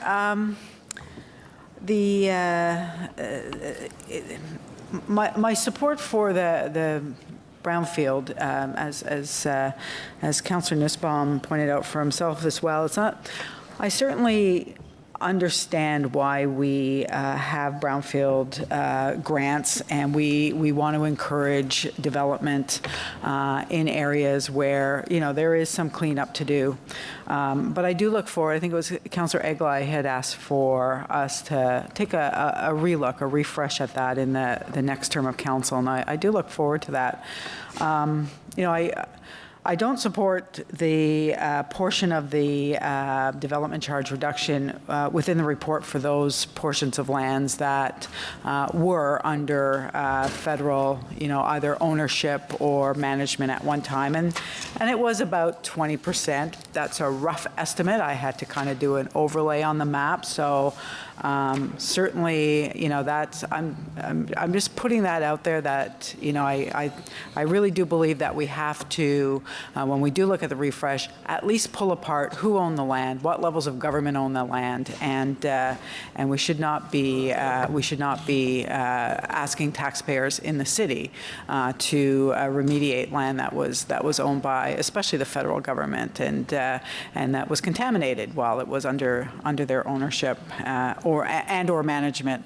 But when we discussed this at FEDCO, both the applicant and staff had indicated that there was an affordable housing component to the development of these lands. And when I followed up with the proponent, they had indicated that, in fact, they were working with CADCO, which is a development arm of one of our local affordable housing providers. So I wonder if staff would be open to a direction to tie this brownfield grant to a guarantee to provide affordable housing in this application. Mr. Mayor, I think staff would welcome the direction, and subject to work with legal services, we would find some mechanism. I can't at this point in time explain what that would be, but I think as a direction, we would work with that. Okay, so if we can get, if staff can take that direction, I think that I'll be able to support the report. Again, given that I do have, major reservations about paying for land that I feel was owned or managed by the federal government, but I do want to see affordable housing at this location, a decent amount. I want to see, some deep affordability in terms of that 20th percentile. I don't just want to see, 80% below market rent, but to see some real affordability on land that has been controversial, to say the least. Thank you. Thanks, Councillor. Conseiller Fleury, s'il vous plaît. Merci, Monsieur le Maire. Moi, j'appuie. I support this type of application because very often lands are vacant and they're unused, and they're also contaminated. So the two things that are important, that is to promote a type of development which is desirable in massive spaces such as this one. There's also another aspect. It's not really a financial loss for the city because there's some costs that will be recovered up to 54%. And as to the proportion of taxes up to the competitive amount that was identified, just to clarify, Mr. Willis can confirm, or somebody from finance, but I was told that once everything is built, the value added from taxes would be about 20 million a year, which means that after 3 years, we would recover pretty much the whole amount that would have been expended. So I think there's a component of the program that is misunderstood because it looks like we don't get additional money, but once the development is made, we'll receive a portion of it because there's sort of mutual assistance here, because I think it would be good for the whole community and we would have more taxes coming from this. So could you explain that 60 million? Receive $207,000 in taxes. With the uplift, the city will be receiving $18 million annually for taxes. Alors, je pense que ça démontre l'avantage du programme. Souvent, which shows really what the program is worth, because there's nothing on the site right now. Nonetheless, I think my colleague did raise something that is important. That is, we have to keep an eye on government properties that through the Canada Lands Corporations and others are sold to the private sector. So if it was a property that was owned by a government, we have to be careful. We don't want to create this filter to cover up this sort of issue. So I support my colleague for this. You could clarify, but maybe is it 20% of the site that was owned by the government? Could you give me the percentage? Mr. Mayor, just to understand the context of the federal government's involvement in that site, and Mr. Mark can assist me in backing this up. The government of Canada, around the time of Confederation, ceded through a total control lease, I'm using layman's terms, not legal terms, a total control lease to a series of lumber and industrial operations control of the site, and that became Ibieti, Domtar, ultimately, and they sold their site to Windmill. The federal government, in the nature of that lease, had virtually no rights of control at all in the nature of it, and so they ceded that through to a full right of title in the transaction recently to go. There was a minimal amount of land around the edges, which the federal government had a different type of control, but I'm trying to use lay terms. Mr. Mark can correct me, but this is a different type of lease than a site the federal government, say, controls and has an office building on and they operate it on. They have had no control over the activities of the site since Confederation, effectively. Okay. Merci, Mr. Mayor. Thank you, Mr. Mayor. Important to understand. This is completely different than LeBreton Flats, which is owned currently by the federal government. And I think the other point that Ms. Sneddon mentioned is, we're receiving about $200,000. This will bring in $18 million. So, from my math, that's a pretty good return on investment. So, Councillor Chiarelli, please. Thank you, Your Worship. Actually, I was just going to ask the City Treasurer to explain what you just explained, so since it's the same explanation, I won't ask. Thank you. Councillor Harder, please. Thank you, which means that I was not planning on speaking, but get to speak again. It's very frustrating. Here we are coming close to the summer. These are times when big projects, just because it's the work that gets completed in the time frame that come forward in June and definitely in July. And we have two major city building initiatives today. Major city building for this city. One of them is the Ottawa Public Library, okay? We can't be excited about that. Oh my God, no. Even though for all of you that are talking about affordable housing, and for, no parking, et cetera, and taking care of those, that's what the Ottawa Public Library does. That is who it is. It's community space, for heaven's sakes, and we have the great good fortune of having it attached to the National Archives of Canada. That's been in the works for like 4 years, or 5 years. No, actually about 5 or 6 years now we've been having that discussion.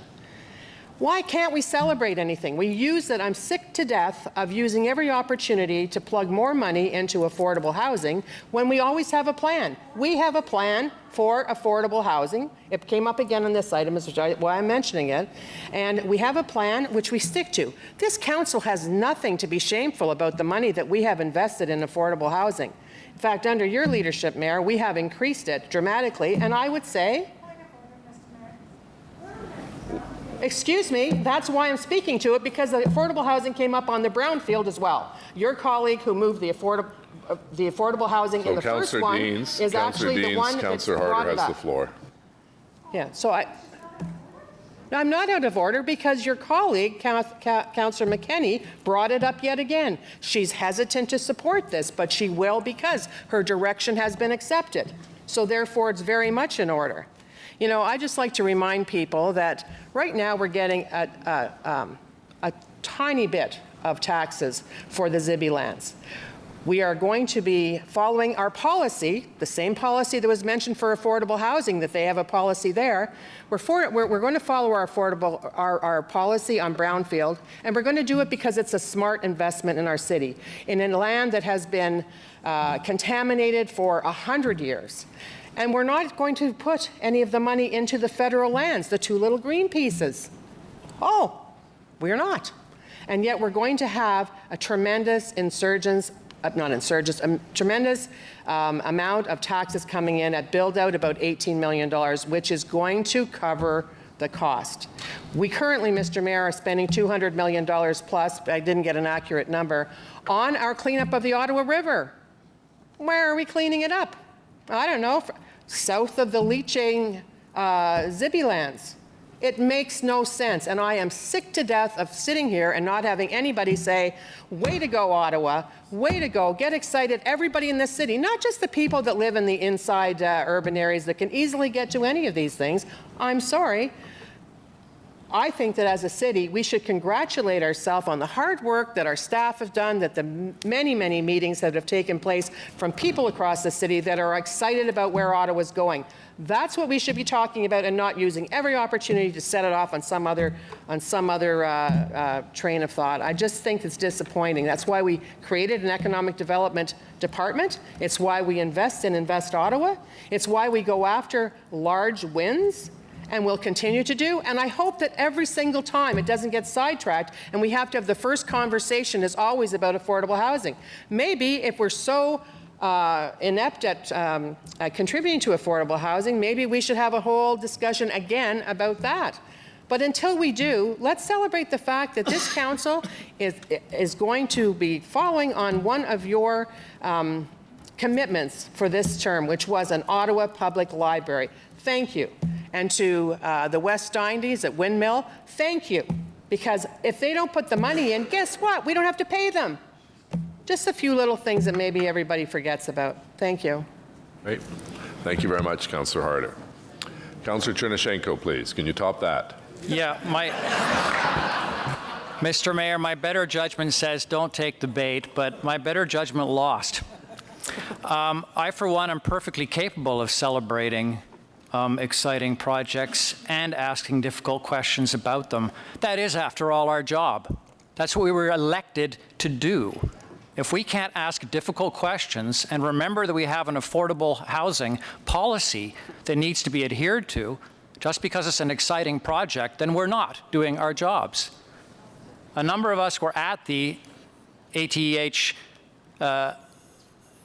launch of their annual report this morning, and we were reminded that we are doing a very good job on the projects we are doing on affordable housing, but we are falling further and further behind in the demand.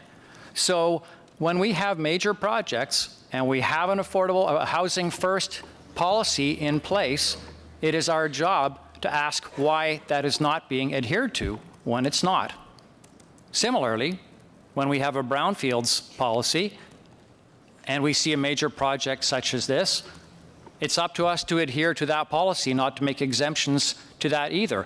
In this case, that happens to be seen to be benefiting a major corporation, but it is a policy that we've adopted, and we're upholding it today because they qualified for it, and it's getting an important job done. So all I am trying to say here is I can celebrate a great city building project and still ask questions and support those of my colleagues who ask difficult questions too. Thank you. Great. Thank you, Councillor Chernyshenko. Councillor Wilkinson, please. Yeah, just briefly, Mr. Mayor, I think I'm a great supporter of public housing, but this motion isn't about public housing. It is not about the development that's going on there that will require to follow our policy on public housing. That will happen later, and we have to deal with it when it's an appropriate time to deal with it. I was really happy to hear that Ottawa Community Housing said it was a record year for spending this year. We have been doing a lot on it. I'm working on a potential in Canada that would not really cost the city much at all to help get it in, and we should all be doing that in our wards. But in this case, when they came forward with the brownfield policy, the city originally wanted to give 100% rebate. Some of you weren't here then, and I thought that's too much. They have to have some responsibility because they get the land cheaper if it's contaminated and everything else. So we went to the 50%, and originally they put in the development charges, and after some review, because they didn't like that part either, they actually have removed it. But anybody who applies before that removal is done is still eligible under the old rules, and that's what they're doing.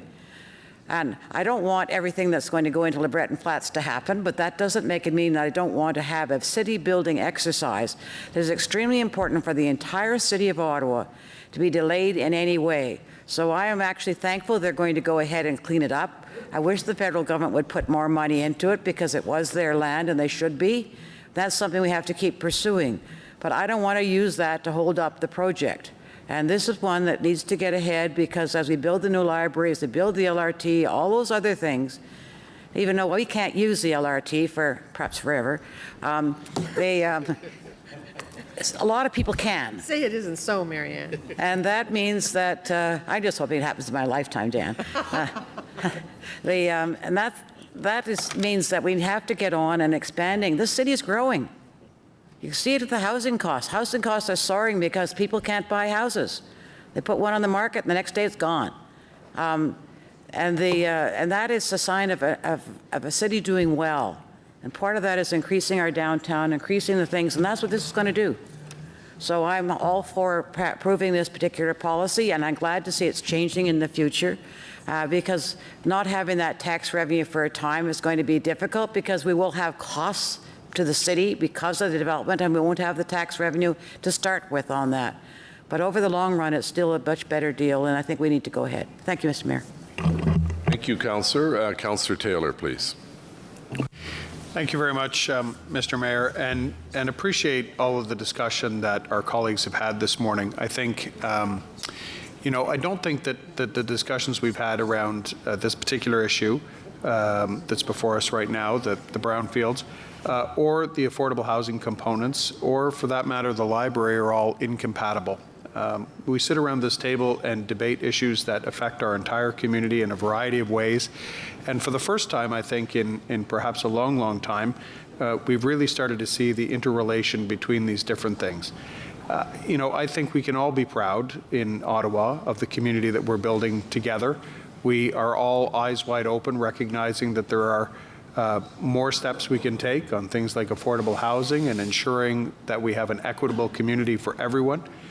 But it's equally important to make sure that as we build an equitable and accessible community, that it's a community that people want to participate in, and making sure that we have an enlarged and a modern cultural footprint like the new library, making sure that the private sector is providing adequate and new and innovative housing projects like Zibi, provide us with an opportunity to ensure that we're advancing on all fronts at the same time. So I don't think it's incompatible or at odds to say, it's one or the other. I think it's important for us to recognize that while it's sometimes tough and the edges of the dice are sometimes sharp when we rub together, it's very important to note that it's important for the city to advance on all fronts at the same time.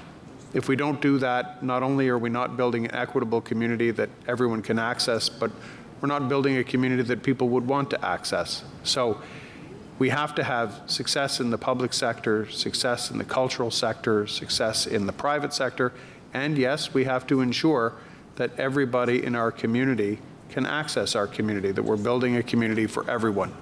So I want to thank you all for your thoughtful comments, be they on the library and the success of that report this morning, the affordable housing and the important discussion we had around that this morning, and thank you to the colleagues who attended the Alliance launch this morning.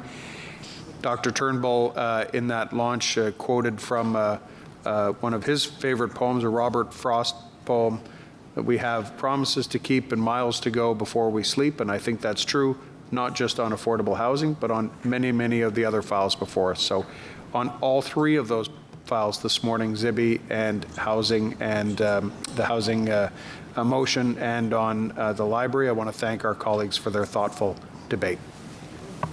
Great. Thank you, Councillor Taylor. Does anyone else wish to speak to the item? Nope. So on the report, carried. There's a direction from Councillor McKenney, I'll read it to you, that planning staff be directed to work with legal counsel to ensure that in the negotiations, the ability to tie brownfield grant into a... The city has a brownfields program. Unfortunately, the city has no jurisdiction here. Any cleanup is the responsibility of the federal government under their own legislation. Mr. Lambert, you had a chance to speak at FEDCO, and we appreciated your comments, but there's not an opportunity now to speak, so we appreciate you respecting the rules as everyone else in the audience has. So the direction is the ability to tie the brownfield grant into a guarantee by the developer to provide affordable housing is explored. So that's the direction to staff. Thank you. Next is the Planning Committee Report number 64, rapport numéro 64 du Comité de l'Urbanisme, R4 and multi-unit residential zoning review. Councillor Fleury, if you'd like to introduce your motion, and then Councillor Harder, and then Councillor Chernushenko have three motions. Merci, Monsieur le Maire. Je suis un peu distrait, mais je vais certainement... A bit distracted, but I'll read my motion. 2018 PI EDP 0016 recommends zoning changes that prohibits dwelling units with more than 4 bedrooms and imposes minimum requirements for garbage management, including a provision requiring that a garbage storage area must be located within the principal building or an accessory building located in the rear yard. And whereas the Sandy Hill community is committed to preserving its neighborhood character, has demonstrated its commitment to engage by forming the Town and Gown Committee with key partners, the City of Ottawa, the University, and the Councillor's Office, and whose vision is to be a community that takes pride in our neighborhood, enjoys and contributes towards a high quality of living, and sees the value and importance in building and fostering a vibrant and dynamic urban neighborhood. Whereas Ward 12 has 24.6% of the total calls to bylaw and regulatory services for property standards complaints, which is a significant drain on city resources and affects the livability of the community.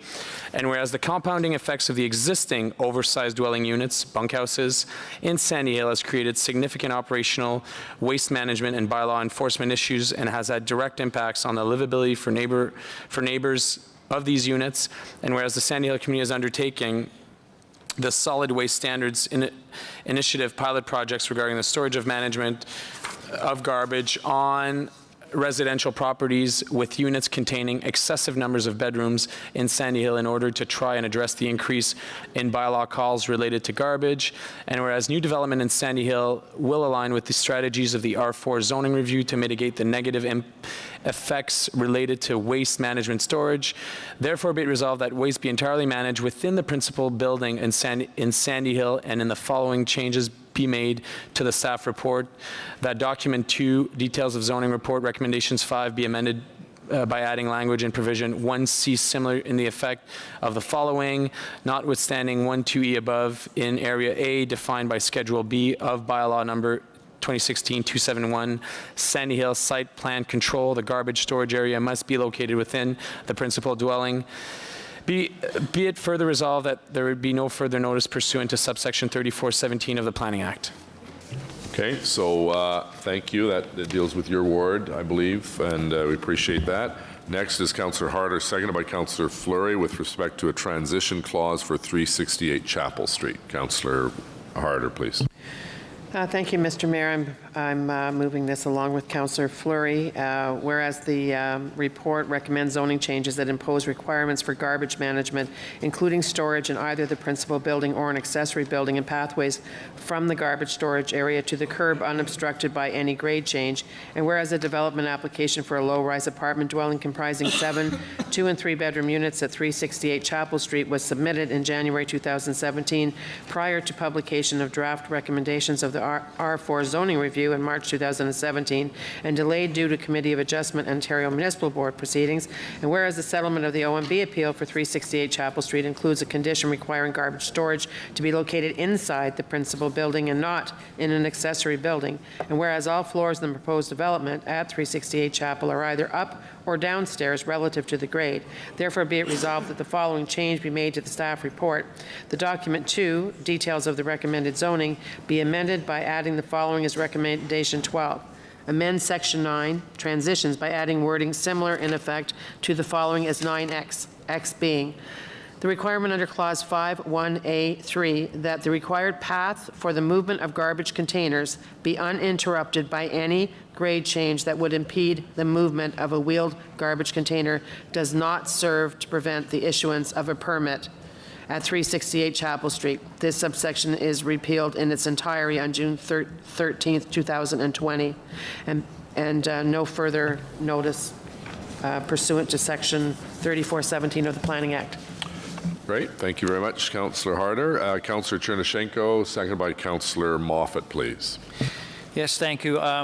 Councillors who were at the Planning Committee meeting of 2 weeks ago when the R4 review was discussed in greater detail are aware that there was considerable discussion about the maximum bedroom limit to buildings, and we had our staff explanation as to how they landed to the wording that they have. I subsequently shared with colleagues ongoing concern from some of the communities in my ward about this likely leading to not being about large or multi-generational families that may need a building of that sort, but be trying to prevent back doors to continuing to build bunkhouse type development and all the downsides we see with those. So rather than me today, although I will have some questions to staff about how they came to this proposal, I have a motion here that is asking for monitoring of whether in fact the feared behavior plays out should we approve the 8-bedroom limit, whether we do continue to see the behavior that led to us imposing the interim control bylaw and then take steps at the time. So I won't read all the whereases since I just tried to paraphrase that for you. What we're saying is, be it resolved that Council direct the Planning Department to conduct a monitoring exercise as part of the R4 Phase 2 in conjunction with Building Code Services and in collaboration with other city departments to evaluate the measures implemented through the Phase 1 R4 policies in addressing Council's intent to regulate excessive bedroom counts in residential dwellings, particularly with respect to oversized dwelling units in detached units, and recommend any technical amendments as necessary to Planning Committee in Q2 of 2019. And be it further resolved that if the monitoring findings indicate that Phase 1 R4 policies are not controlling excessive bedroom count infill development in single detached dwellings, that amendments to Phase 1 R4 policies be sought to better address this form of undesirable intensification. Thank you.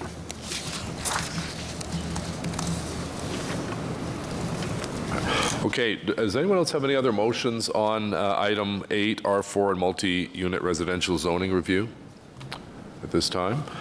Okay, questions and comments? You can deal with the motions and speaking to the report as presented.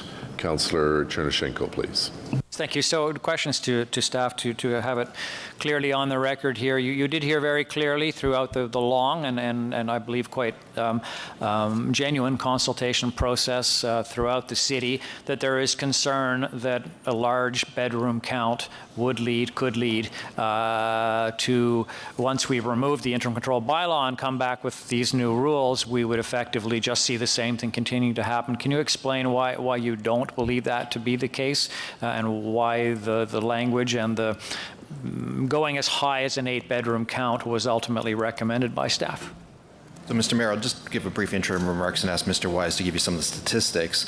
In the zoning bylaw today, there is no limit on the number of bedrooms in any dwelling unit. So when we looked at this, it's where's the threshold at which a unit becomes a rooming house, and ultimately that was the problem that we had to solve in the R4 process. And so we started with the 8-bedroom, the 9-bedroom and up being rooming houses.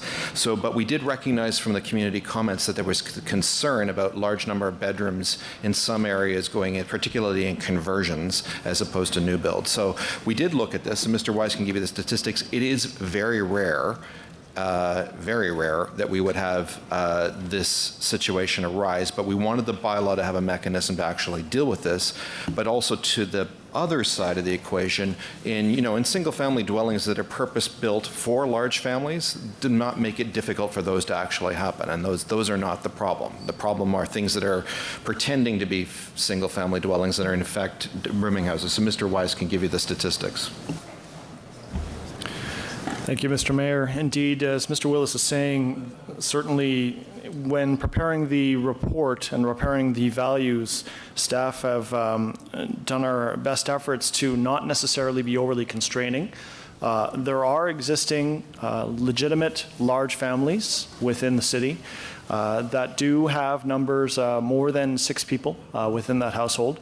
The majority of those significantly are single-family, one-family census households as well too. So that is not necessarily those are renters or anything like that. So certainly there does exist a portion of families out there that do have a legitimate need for more than 6 bedrooms within a building, and is certainly not the desire of the planning department to overly constrain the ability for large families to cohabitate, because there is in fact actually a need for that. Of other importance as well too, something I wanted to touch on, part of the R4 strategy was the ability for us to harmonize with other bylaws and with other regulations that are also out there as well too. The building code certainly is an influencer in this. The building code with respect to lodging houses and how it determines that sets 2 thresholds, one of them at more than 4 bedrooms, and also again one at 8 bedrooms as well too, where if you are a rooming house with more than 8 bedrooms, there are more stringent fire separation and public health and safety requirements that are also linked to that. So by putting in 8 bedrooms for a detached house in terms of oversized dwelling units, we do not necessarily constrain those legitimate large family households that do exist, but at the same time also we provide another way for the zoning bylaw to harmonize with our implementation regulations out there. So that makes building code and bylaw enforcement, and also our rooming house licensing group, it makes their task a little bit easier as well too, to have all of these bylaws working in sync. So to the question then, it's been proposed by some people, circulated to a lot of councillors and to staff, that say a 6-bedroom count might have been a more appropriate number. Some proposed even lower than that. That's certainly not something I would even contemplate requesting. But why, for example, for this particular purpose would a 6-bedroom count, why would you not be recommending that number again based on census data or any other more practical criterion? Yeah, Mr. Mayor, again, there are a couple of aspects to that. Number one is that we don't want to unnecessarily constrain the ability for large families to set up shop in detached houses. The majority of the large families that we do have within the City of Ottawa are in fact actually within a detached housing typology. They do exist. They certainly are out there, and we certainly don't want to unnecessarily constrain them. The other thing again is that we want to make sure that we're setting an appropriate limitation, that we are providing for that harmonization, and certainly that is something that we think is quite important at this particular stage for us to ensure that all of our bylaws are linking up with building code and linking up with the fire code and linking up with the enforcement branch as effectively as possible. Okay.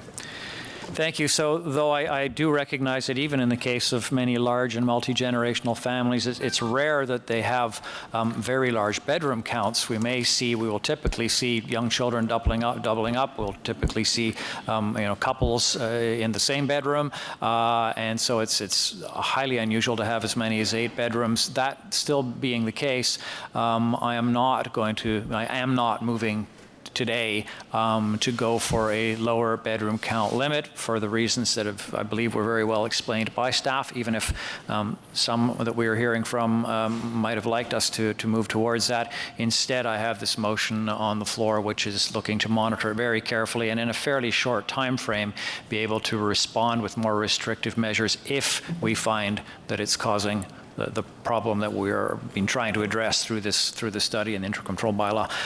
So thank you. Those are my questions, and I hope we'll get support for my motion, my amendment. Thanks, Councillor. Appreciate it. Councillor Harder, please. Thank you. Thank you, Mr. Mayor. I just, first of all, I want to say to Mr. Wise that you've done a fantastic job on this file. I know that you didn't do it alone. You certainly have good people above you, and you had good people working with you. But you did a really good job, and I found you to be very fair and balanced. And I like your answers. You've come back. I mean, you've had a lot of questions thrown at you in the last week or two, and your answers have been solid. And I think that the recommendations have been really good. So thank you for that.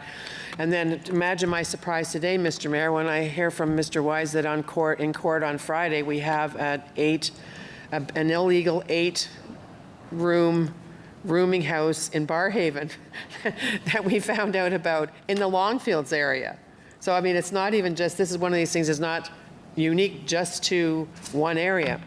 So I wanted to take the time to thank you. And Mr. Willis, I wanted to compliment you on the fact that about 7 months ago or so, you said, I would really like to include some sponsors from the areas that are the most hit, if you will, on rooming houses and that. And I know it was a big help to staff that my colleagues on that side of the table, I don't think anybody's on this side, on those of you that were on the, I think Councillor Fleury, Councillor McKinney, Councillor Leeper, Councillor Chernachenko, anybody else? Councillor Brockington. Thank you very much for your input as well. This was a very big policy piece for this term of council and very important to the city. So thank you again. And I like the fact that as we've done with the other planning policy pieces, we will monitor it and see whether or not there's some nuance. That's something we didn't used to do probably 8 years ago or so and beyond that. But we do it now, and I think it's smart. So thanks very much.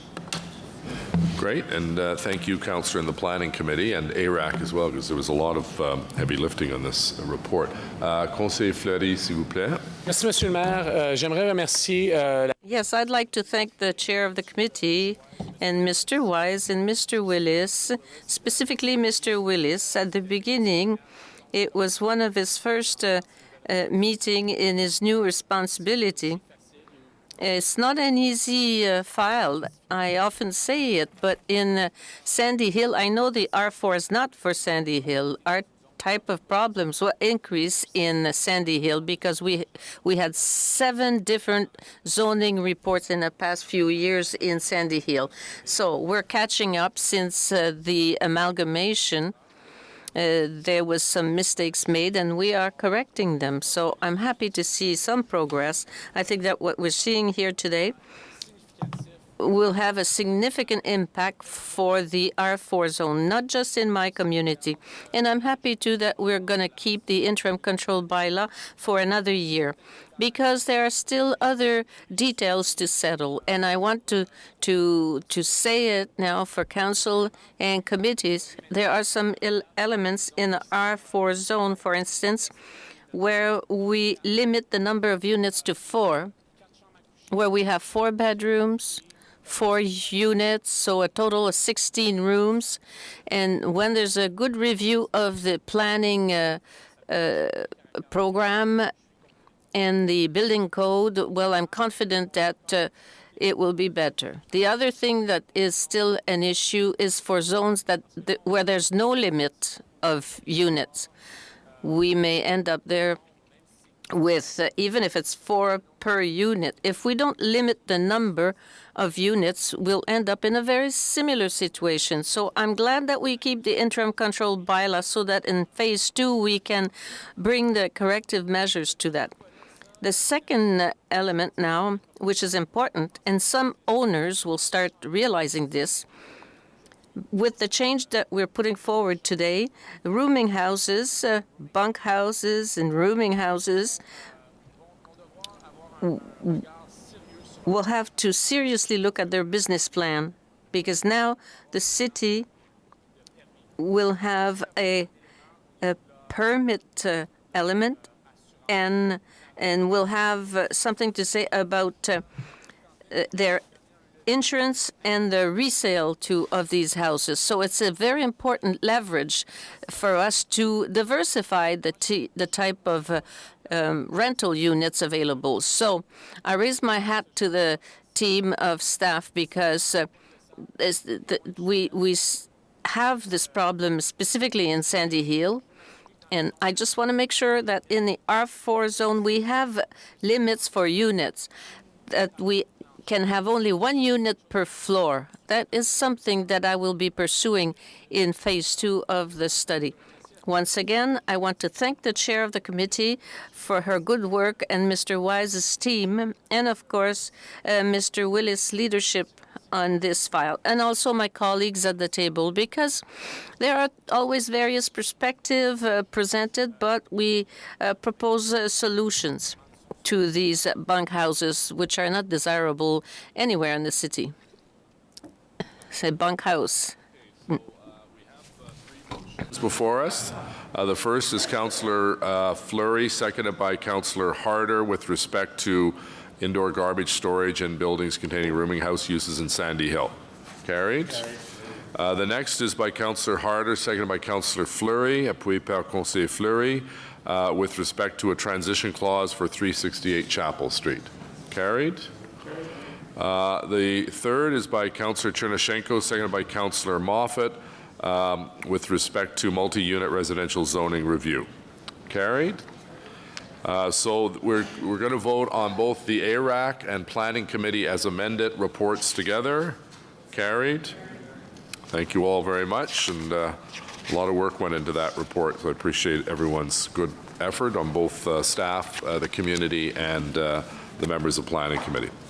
Our next item is item 11, zoning bylaw amendment 398, 402, and 406 Roosevelt Avenue, modification au règlement de zonage 398-402 et 406 Avenue Roosevelt, excusez-moi. And we have two motions, one by Councillor Leeper, seconded by Councillor McKenney.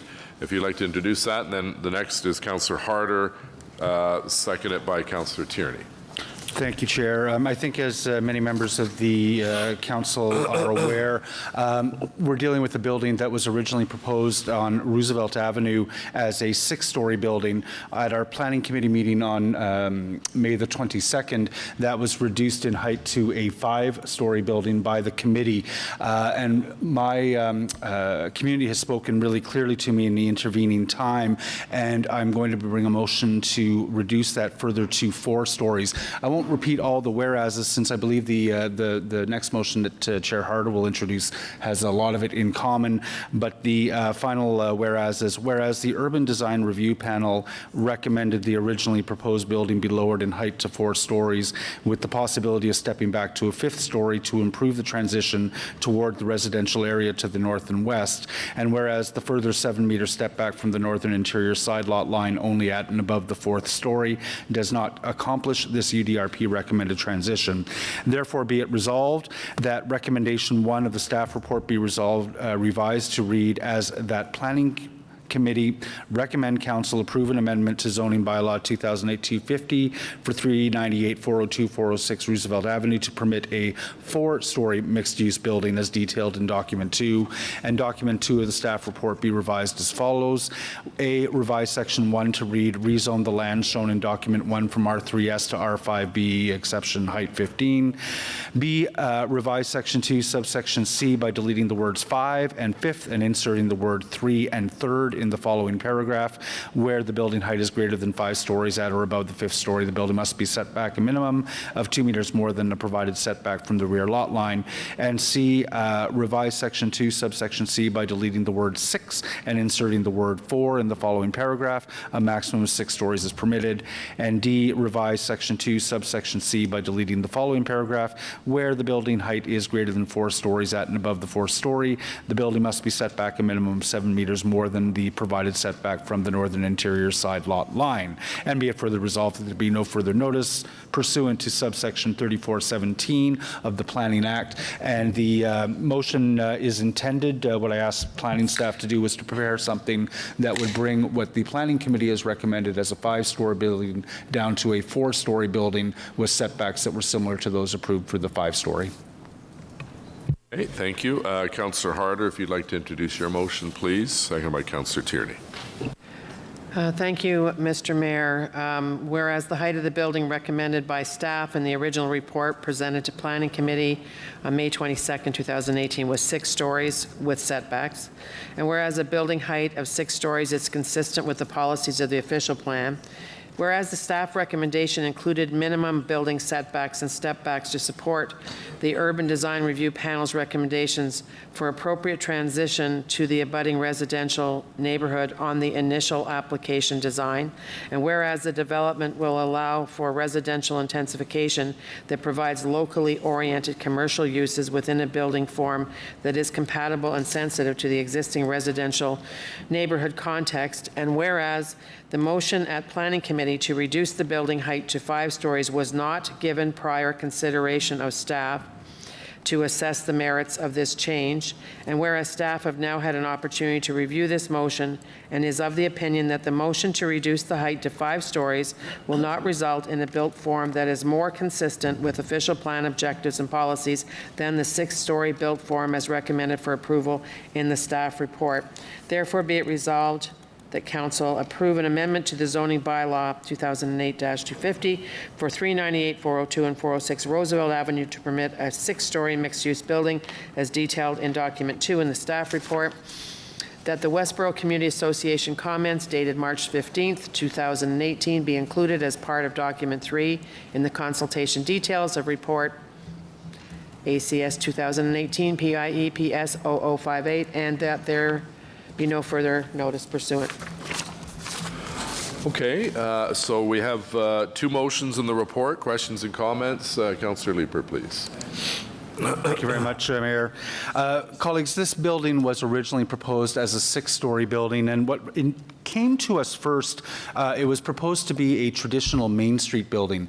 This would be a 6-story building in the very original conception of it, with 2 floors of commercial. It would be in an R3 zone with an 8-meter height limit on Roosevelt Avenue, which is very much a residential street. It is not on the traditional Main Street. It is in behind the traditional Main Street. And the community was very concerned that we were going to wrap the traditional Main Street built form around on a residential street. The applicant did change that to an R5. But what they were still moving forward with was a 6-story proposal with a mixed-use building that, despite the R5 designation, still looks and smells like a mixed-use traditional Main Street building. I think the language was changed, or the designation was changed, because our official plan policies with respect to traditional Main Streets talk about how those are going to be vibrant commercial strips. They proposed a building that would be great on Richmond Road, where we are trying to build a vibrant commercial strip, but giving it that TM zoning was clearly inappropriate for a residential road. The decision that was made by the Planning Committee to reduce the height to 5 stories is a recognition of the fact that the buildings that are immediately abutting this building and immediately behind the building are appropriate R3 semi-detached homes. The street has been recently redeveloped with infill, semi-detached, that respect the R3 height limit. The residents on Berkeley in behind, many of them took a look at the zoning that was in place when they determined to move ahead with the development of their lots or when they purchased their homes. And certainly they never would have thought from the R3 zoning that's in behind that they were going to have to face a 6-story building. And I'm grateful for the compromise that Planning Committee achieved with respect to bringing it down to a 5-story. But I've still heard from residents in the community that a 5-story building that is mixed use on a residential road is wholly inappropriate for a residential street next to semi-detached homes. And what we're also very concerned about is the justification that's used to go from this R3 to an R5 is proximity to transit. And I know many of you know the Westboro neighborhood. There is very little real estate that is anywhere north of Byron that isn't within the 600 meters of transit. And approving an R5 building, wrapping the traditional Main Street building form is going to have effects on all of our little streets that come off of the arterials: Winston, Winona, Edgeworth, Lincoln. Many of you have Some of you have experienced the same issue yourselves of the traditional Main Street wrapping in behind. I was struck this morning, we approved the Marivel CDP, which I think is an excellent piece of work. And what Councillor Brockington told us is that the CDP sets the framework and guides what developers will follow. Well, my question for you, if we approve an R5 in this R3 zone, going from buildings that are 2 stories to 5 stories, potentially even 6 stories, is that actually true? Is it actually true that when we create these CDPs, when we create these secondary plans, that we're going to provide the residents the certainty that they need to make good purchasing decisions? And given that there was never any indication for those folks who were purchasing in that R3 that they were going to have to back on or be next to a traditional Main Street style building, I would suggest that for those of you who are counting on your secondary plans for certainty, that you might have cause for some cynicism. I believe that this building needs to be brought down to provide a much better transition to the traditional Main Street, in keeping with our official plan policies that speak to transition and the interior of our neighborhoods being kept intensified at a lower scale. And I would ask you to support me today in further reducing the height of this building. Thank you, Mayor. Great. Thank you, Councillor Leeper. Councillor Nussbaum, please. Thank you, Mr. Mayor. Since I attended the Planning Committee meeting during which we spent about 2 hours on this item, I thought it was useful just to reflect a little bit on that discussion and some of the information that came out. And I think it's important to note that Planning Committee often deals with spot rezoning applications, and it's tricky because each one you need to evaluate on its own merits, and there's always different context and different elements involved. I, in the end, supported the compromise that came out of Planning Committee, and I just want to explain why. There are 2 reasons, and I want to explain them because I think they have weight and impact on the decisions before us this afternoon. The first is, I think it's important to note that although everyone around this table supports intensification, there is a question that I always have in my mind about whether a particular application for spot rezoning, I ask myself, is it reasonable and is it foreseeable? So was it foreseeable if I were to have bought a home on a neighboring property? Was it foreseeable that the R3 11-meter height limit would be rezoned to a 23-meter R5 zone? And I think the answer in this case is it was not foreseeable. There was not guidance in the existing secondary plan for that. There was not guidance about interior lots in the official plan about that kind of increased intensification. And I think it's important because sometimes spot rezoning happens and it is foreseeable. I can think of traditional main streets where residents come to me and they say, we only want 4 stories on our traditional main streets, and I say, well, actually the official plan anticipates 6 stories, so whatever you see in the zoning for that site isn't necessarily going to hold out when you look at the official plan. So sometimes spot rezoning happens in a context where you can foresee that what is zoned for a particular site does not fit into the broader master planning documents. In this case, I think it's clear that there wasn't an anticipation that an interior lot like this would be rezoned from an R3 at 11 meters to an R5 at 23 meters. The second test and the second question that I asked myself in this case is what did those who we empower to give us advice have to say on this? And I'm talking about the UDRP. And the UDRP I find mostly a very, very useful body. It in the past, I think, has given council excellent advice and given staff excellent advice on how to improve aesthetics, site plan, the way a building interacts with the community, a real focus on context. And never in a UDRP report have I read the kind of language that we saw coming out of this application. And I'll just read out 2 sentences. One is the panel said, "The panel strongly believes that the scale and mass of the building is too large for the size of the site." The panel strongly believes that the scale and mass of the building is too large for the size of the site. The second thing the panel said is the panel said that it recommends that the building be lowered in height to 4 stories with the possibility of stepping back a 5th story. Again, rarely in my time on planning committee have I seen that kind of prescriptive advice from our UDRP. And again, if you ask yourself as a resident, if you see that council has asked the UDRP to advise it on these issues, and the UDRP has made a very strong statement on this application, I wonder if by ignoring it and ignoring the foreseeable test, if we risk really a strong public backlash against the very important project of intensification. We know it's difficult. We know sometimes it can be hard for immediate neighbors. If it's foreseeable and if it's reasonable, we have to do it because intensification is critical for the economic health of our city.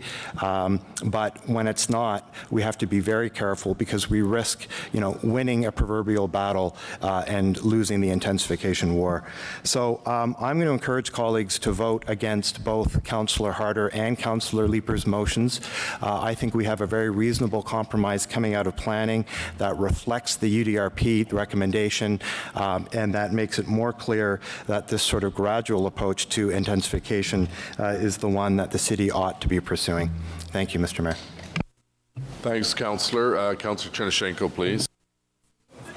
Thank you. I find myself in support of many of the comments and analysis that Councillor Nussbaum just made, as well as with what might be seen as compromise motion in between the two. And I say that to myself, again, looking at language and looking at, to put it to all of council here at the table today, what would you do if that was on a residential street in your neighborhood? When your residents are saying this is what we thought we had, this is the zoning we believed we had, this is what I bought into or what I had bought 30, 40 years ago and have continued to pay my taxes and cut my lawn on the assumption that, yeah, change is going to happen. But how much?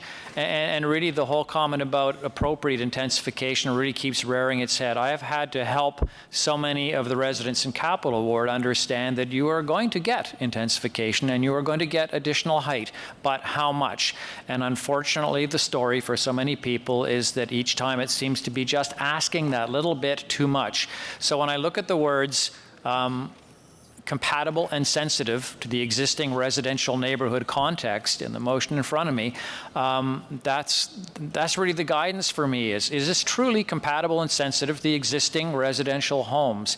And somewhere we have to draw that line, and certainly for me, 6 is too much to a 2 or a 3-story residential home. I will likely have a project in the Glebe in a similar situation coming forward in the next few weeks where the residents immediately next to it are 5 or 6 houses deep into a residential street and will now be facing what is fundamentally a 6-story wall. And that it will remain 2 stories, as is currently the case, no, that's not going to happen. But that it has to be 6 just seems too much. That we can establish something closer or to that 45-degree plane seems to me essential. And for those reasons, both I suppose in respect for and support of the people in this neighborhood, and in the hope that I'm just being consistent, so when projects like this come up in my own, I will be supporting the 5-story compromise, let's call it. Thank you. Okay, does anyone else wish to speak to the item? So the clerk advises me we deal with Councillor Harder and Tierney's motion, which replaces the committee recommendation, and if it passes, then Councillor Leeper and McKenney's motion is moot. So on Councillor Harder and Tierney's motion, yeas and nays have been called. Councillor Harder called yeas and nays on the Harder-Tierney motion. Councillor Taylor. Yes. Councillor Leeper. No. Councillor Eglai. Yes. Councillor Brockington. Yes. Councillor El Shantiri. Yes. Councillor Moffat. Yes. Councillor McKenney. No.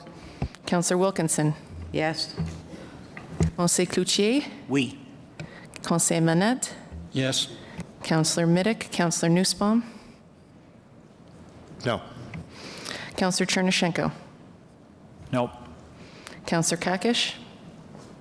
Yes. Councillor Kadri. Yes. Conseil Blais. Oui. Councillor Tierney. Yes. Councillor Deans. Yes. Councillor Drews. Yes. Conseil Fleury. No. Councillor Hubley. Yes. Councillor Shirelli. Yes. Councillor Harder. Yes. Mayor Watson. Yes. 18 yeas, 5 nays. Okay. So, Madam Deputy Clerk, that replaces the committee recommendation. Is that correct? Okay. Okay.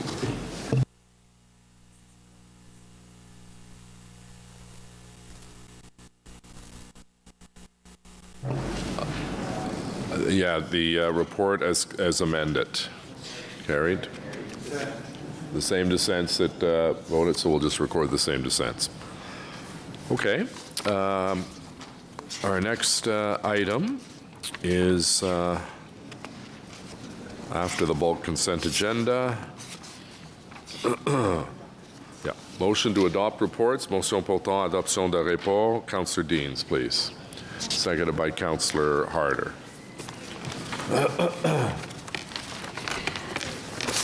That the report from the Ottawa Community Housing Corporation entitled Ottawa Community Housing Corporation Annual Report and Annual General Meeting of the Shareholder, the report from the Ottawa Public Library Board entitled Implementation Plan for the Ottawa Public Library and Library Archives Canada Joint Facility, Agriculture and Rural Affairs Committee Report 35, Finance and Economic Development Committee Report 35, Planning Committee Report 64 and 65, and the report from the City Clerk and Solicitor's Office entitled Summary of Oral and Written Public Submissions for Items Subject to the Planning Act explanation requirements at the City Council meeting of May 23, 2018 be received and adopted as amended. On the motion, carried, adopté, merci.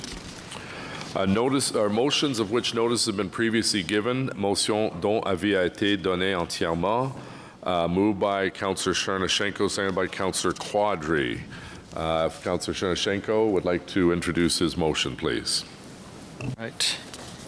Thank you very much. I gave notice of this at the last council meeting. What effectively this is looking for is a letter to the, and you will note how the language at the time was very careful, and that proved to be wise. The City of Ottawa send copies of this resolution to the next Minister of Environment and Climate Change for Ontario and the next Premier of Ontario and AMO and the large Mayor's Caucus. I kept all my options open. Essentially what this is saying is municipalities, given that we are faced with the repercussions of of landfill sites and costs associated with those, that we should have the planning authority and the ability to vote yea or nay on the location of them within our city. So whereas municipalities should be considered experts in waste management, as they are responsible for this within the residential sector and often have decades worth of in-house expertise in managing waste, recycling, and diversion programs, whereas municipalities should have the exclusive right to approve or reject these projects and assess whether the potential economic benefits, as well as efforts at waste diversion and recycling, are of sufficient value to offset any negative impacts and environmental concerns. Therefore, be it resolved that the City of Ottawa calls upon the Government of Ontario and all political parties to formally grant municipalities the authority to approve landfill projects in or adjacent to their communities, and that copies be sent to, and I've already given you that in my opening remarks, various parties named.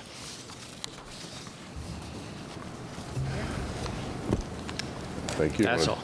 Just turn your mic off there. Right. Does anyone else wish to speak to the motion by Councillor Chernushenko and second by Councillor Caudry? Councillor Hubley, please.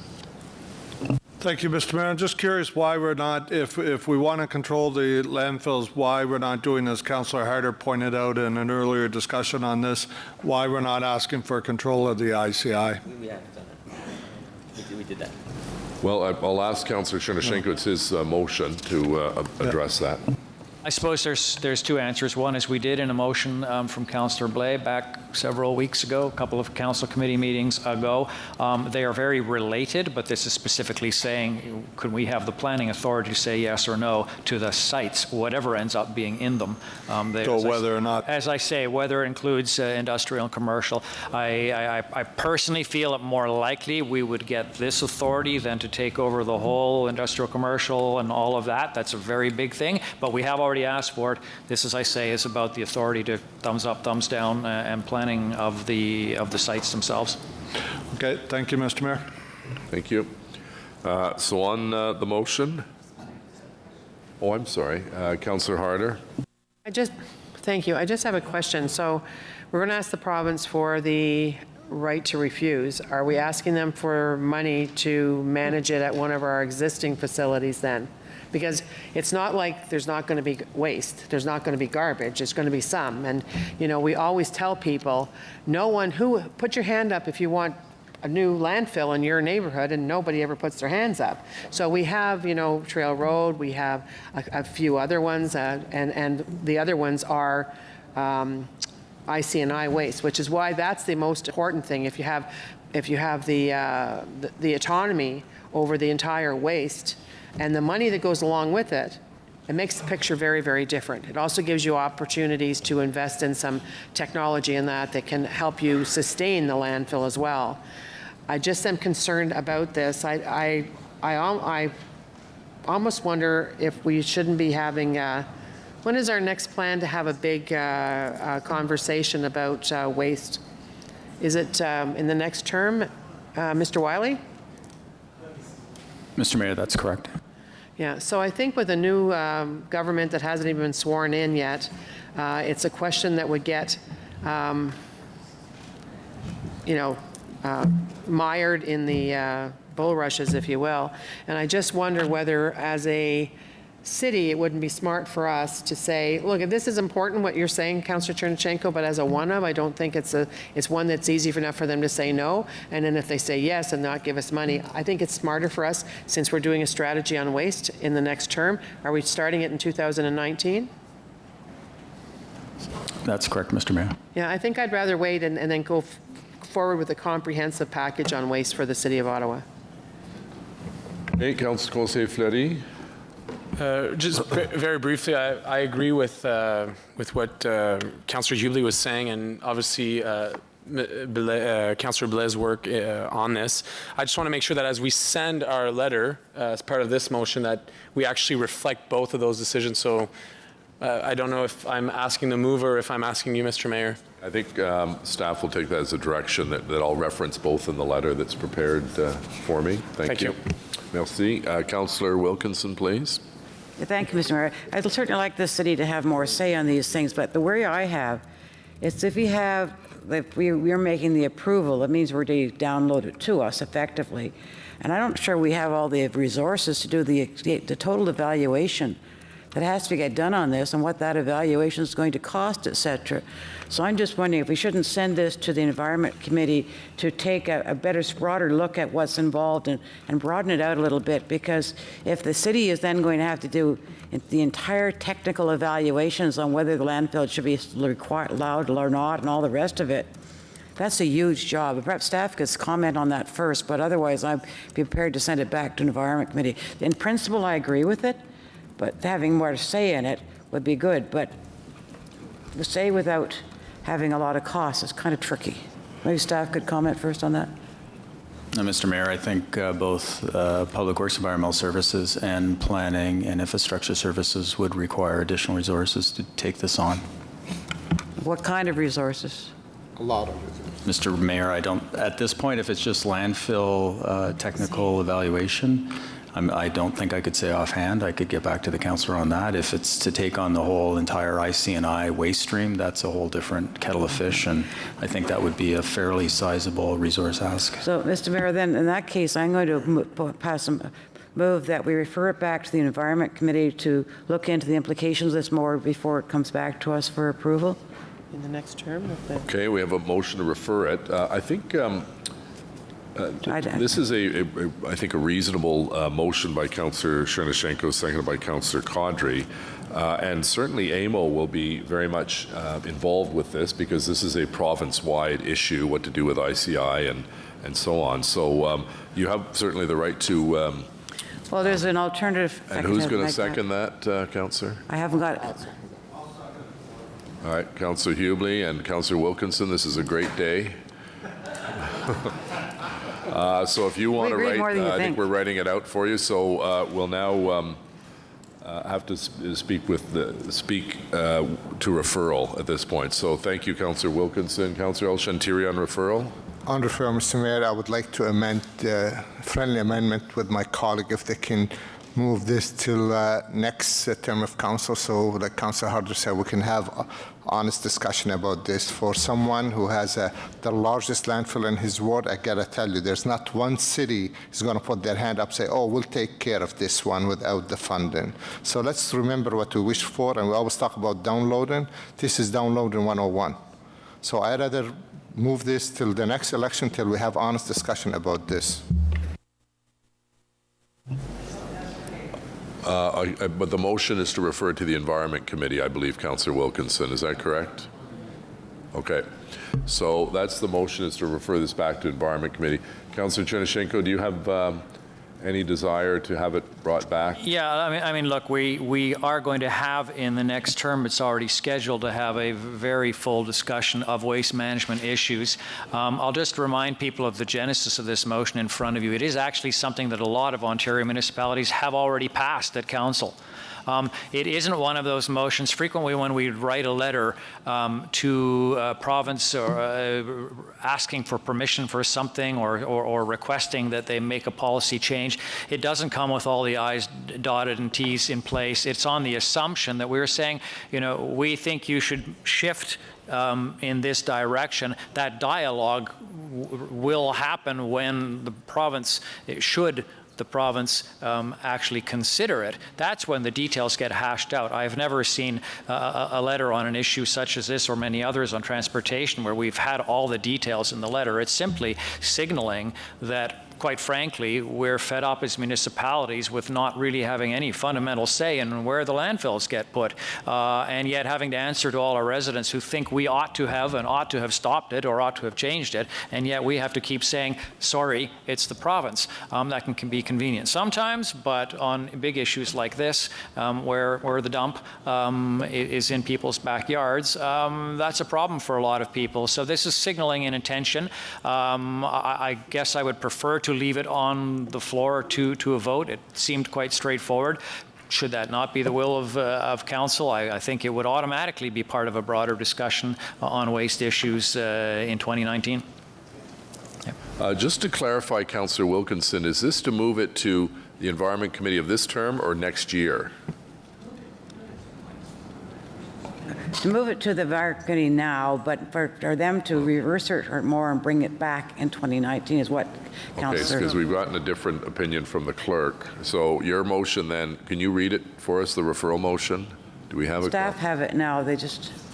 Okay, so I think there's a misunderstanding of you want to refer Councillor Chernyshenko's motion that's on the floor now to the Environment Committee, and then they will Work with staff to get the additional information that was been raised here and have people Okay. come and speak to it at the committee, because this was done as a notice of motion. We haven't had input from the public on. Okay. The public would like us to have more say. I don't disagree with that.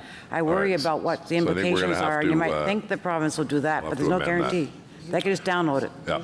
Okay, so we'll have to amend it to reflect the fact it's going to this term of Council's Environment Committee in 5 days' time. Okay, so Councillor Eglai on referral, please. Thank you, Mr. Mayor. I certainly do have sympathy for the motion, but I'm concerned by the answer to the question given by Mr. Wiley that there are resources that we don't have to take this on should the province say yes. And the letter, as I understand it, that's being proposed is not asking for additional funding or additional resources.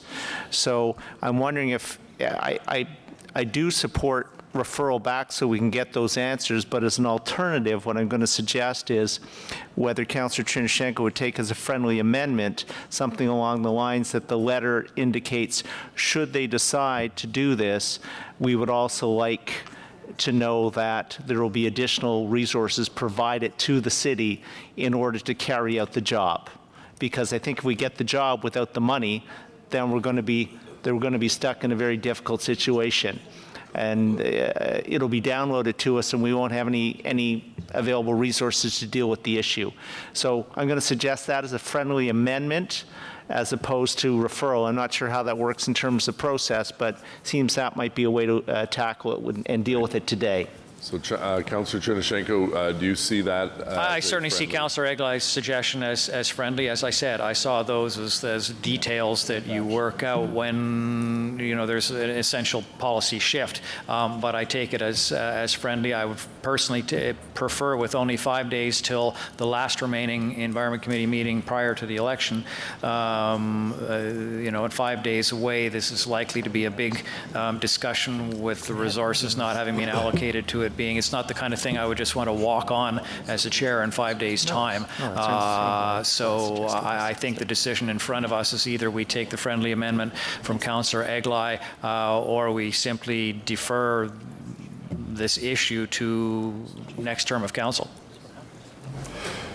Okay, so we've got Councillor Wilkinson's motion that this motion be referred for consideration by Environment and Climate Protection Committee for review and report back Q2 of 2019, which is a little different than simply sending it in 5 days.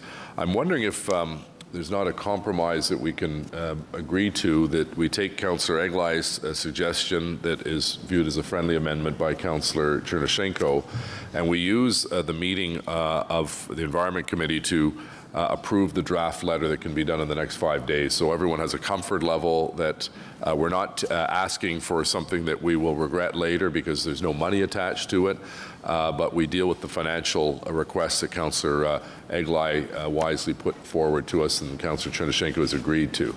And that way it at least gives everyone the comfort that what's in the letter is reflective of what we're asking for, and that we're cautious about asking for something unless there's corresponding funding to go with it, because we don't want to burden our taxpayers with a provincial responsibility.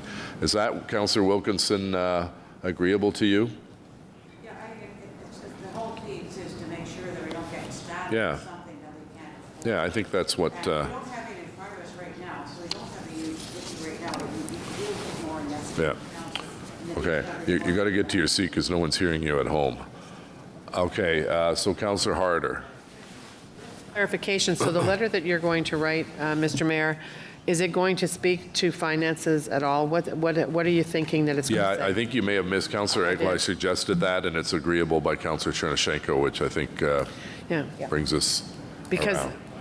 The reason that I would have supported referral, which is still on the table certainly, is because our staff are doing that comprehensive study next year, and that's where we could plug in the ICNI and the whole picture. So thank you. I'm happy to support this. So my wording would be that we refer this matter to Environment Committee next week to get the committee to approve the proper wording so all members of council are comfortable with the request to the province. Is that agreeable? Yeah, okay. All right, so we'll make that Councillor Wilkinson's motion. And yeah, I think we'll get it properly drafted to reflect what we just said. And Councillor Chernyshenko, you're comfortable with that? Yes. Essentially, what we're saying is take your time on at committee next week. We would be refining the letter. We wouldn't be having the whole discussion about the future of waste management in Ottawa, which we're not ready for in 5 days' time. No. Okay. And I think that seems to be a reasonable compromise. And we'll have the proper wording. We'll come back to that. We'll go on to the next item. Okay, motions requiring suspension. Whoops. Oh, I'm sorry, Councillor Shirelli. I'm supposed to read, pursuant to subsection 59.5 of the procedure bylaw, the following revised No, I know they're going to draft it and we'll come back to it, I mentioned. Just so that gives the clerk's office a few moments to draft it. So pursuant to subsection 59.5 of the procedure bylaw, the following revised motion replaces the one contained in the notice of motion submitted at the May 23rd, 2018 council meeting. So Councillor Shirelli has a motion, seconded by Councillor Cloutier. Councillor Shirelli, please. Thank you, Your Worship.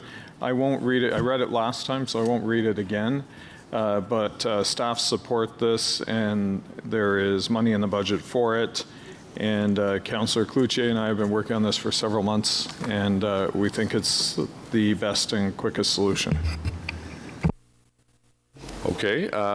Any questions or comments on the motion? Carried. Motions requiring suspension of the rules of procedure. We have a couple here. First is by myself, seconded by Councillor Middick, or seconded by Councillor Monette, with respect to a leave of absence for Councillor Middick on suspension. Carried. Whereas Councillor Jody Middick has provided written notice to the Mayor and City Clerk, including medical documentation of his inability to attend at committee and council for the foreseeable future, and whereas there are a number of legislative and administrative matters that must be addressed by a resolution of council to provide for the leave and to ensure that Ward 2 matters are addressed in a timely manner in the ward councillor's absence, and whereas to effect this leave, Section 259 bracket 1 bracket C of the Municipal Act 2001 and subsection 83 bracket 13 bracket A of the city's procedure bylaw permits a council to excuse the absence of a member of council by way of resolution of council, and whereas the delegation of authority bylaw requires the concurrence by the ward councillor prior to various planning approvals being given, and other city procedures and processes also provide for ward councillor concurrence, and whereas Councillor Middick has indicated that he wishes to delegate his concurrence to Councillors Monette, Tierney and Blais for the duration of his leave, and whereas there will be routine bills that are either of an administrative nature or for expenditure that have been previously authorized by the ward councillor's office, and whereas the standing committees on which Councillor Middick is a member have sufficient membership to continue to meet in his absence, therefore be it resolved that City Council authorize a leave of absence for Councillor Jody Middick, and be it further resolved that concurrence under the delegation of authority bylaw for Ward 2 matters may be given by Councillors Monette, Tierney or Blais, and be it further resolved that the membership and quorum of the Community and Protective Services Committee, Environment and Climate Protection Committee, and Transportation Committee be reduced by 1 until such time as Councillor Middick returns to take his seat on the committees, and be it further resolved that Council delegate to the City Clerk and Solicitor and the Manager of Legislative Services the interim authority to approve the payment of costs from Ward 2 office budget arising from routine bills, and in consultation with the Ward 2 office staff and Councillors Monette, Tierney or Blais for annual seasonal events where a past practice for such costs being paid can be established if there are sufficient funds within the office budget to do so. On this, Councillor Harder, please. It is on this, and I saw across the floor from me people who are in their first term who were looking very sternly at it and trying to understand what it meant. you should know this is not the first time that we've been in a position to do this. So you should take comfort in that. I mean, and Councillor Fleury, you know that when your father was alive, and some issues came up in your ward, and Chair Hume and myself worked on those, and we've had other situations as well. I'm happy to support this. Okay. So on the motion, carried. Thank you. The next motion requiring suspension of the rules of procedure is to designate an AMO board member from Ottawa as a candidate, I believe, and there's a time sensitivity because AMO has a deadline of June 25th, and they're meeting here in Ottawa again, which is great. And Councillor Taylor has been a great representative for us at AMO, and we thank him for that. And on suspension of the rules. Carried. Councillor Taylor, if you'd like to introduce the motion, seconded by myself. Thank you very much, Mr. Mayor. And as you laid out, AMO had put out the call requiring that councils deliver a resolution to them with the name of the candidate from that council that would compete in the AMO election for the regional and single-tier caucus seat, which I now occupy. After that communication to council in April of this year, Councillor Brockington and I had a number of discussions, and he's interested in putting his name forward and needs a council resolution to do that. My time at AMO has been wonderfully productive, and it's been a privilege to represent our city on that body, and certainly look forward to, with council support, Councillor Brockington being successful in the AMO election and then carrying forward that torch. Okay. So on the motion by Councillor Taylor, seconded by myself, with respect to Councillor Brockington's being put forward as a candidate for the AMO board. Carried? Carried. Thank you, and good luck, Councillor. The clerk has drafted the motion by Councillor Wilkinson, seconded by Councillor Hubley, that the previous matter with respect to waste and recycling, that the motion be referred for consideration by the Environment and Climate Protection Committee for review in order to refine the letter that will be sent to the province on this matter. Yep. Could that speak to including any financial ramifications? Yeah, I think we can give that as direction to staff. Thank you. That's important. Okay, on the motion, carried. Thank you, Councillor Wilkinson and Hubley and Eglai and Wilkinson and Condrey. Our next, I'm sorry, are there any other motions requiring suspension of the rules? Est-ce qu'il y a des autres motions exigeant la suspension? Any other motions requiring the suspension of the rules? Notice of motion for consideration at subsequent meeting. I have three here. The first is Councillor McKenney, seconded by Councillor Leeper, about what looks like a new festival of Nostalgia. Please introduce it.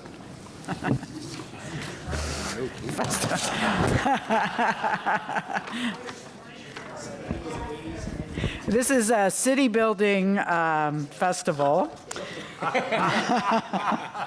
With lots of affordable housing. With lots of affordable housing surrounding it.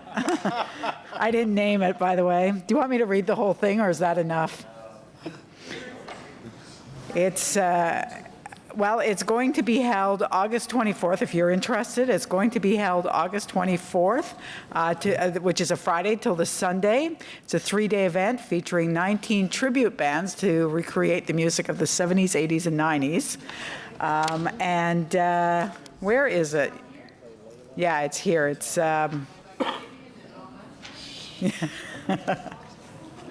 anyway, so it's they need a special occasion permit is all it is. So it's just a notice of motion. I think that we can all chat it through over the week, but you're all welcome. Okay, so we'll deal with that at the next council meeting. Thank you very much. The next notice of motion is moved by myself, seconded by Councillor El Shantiri.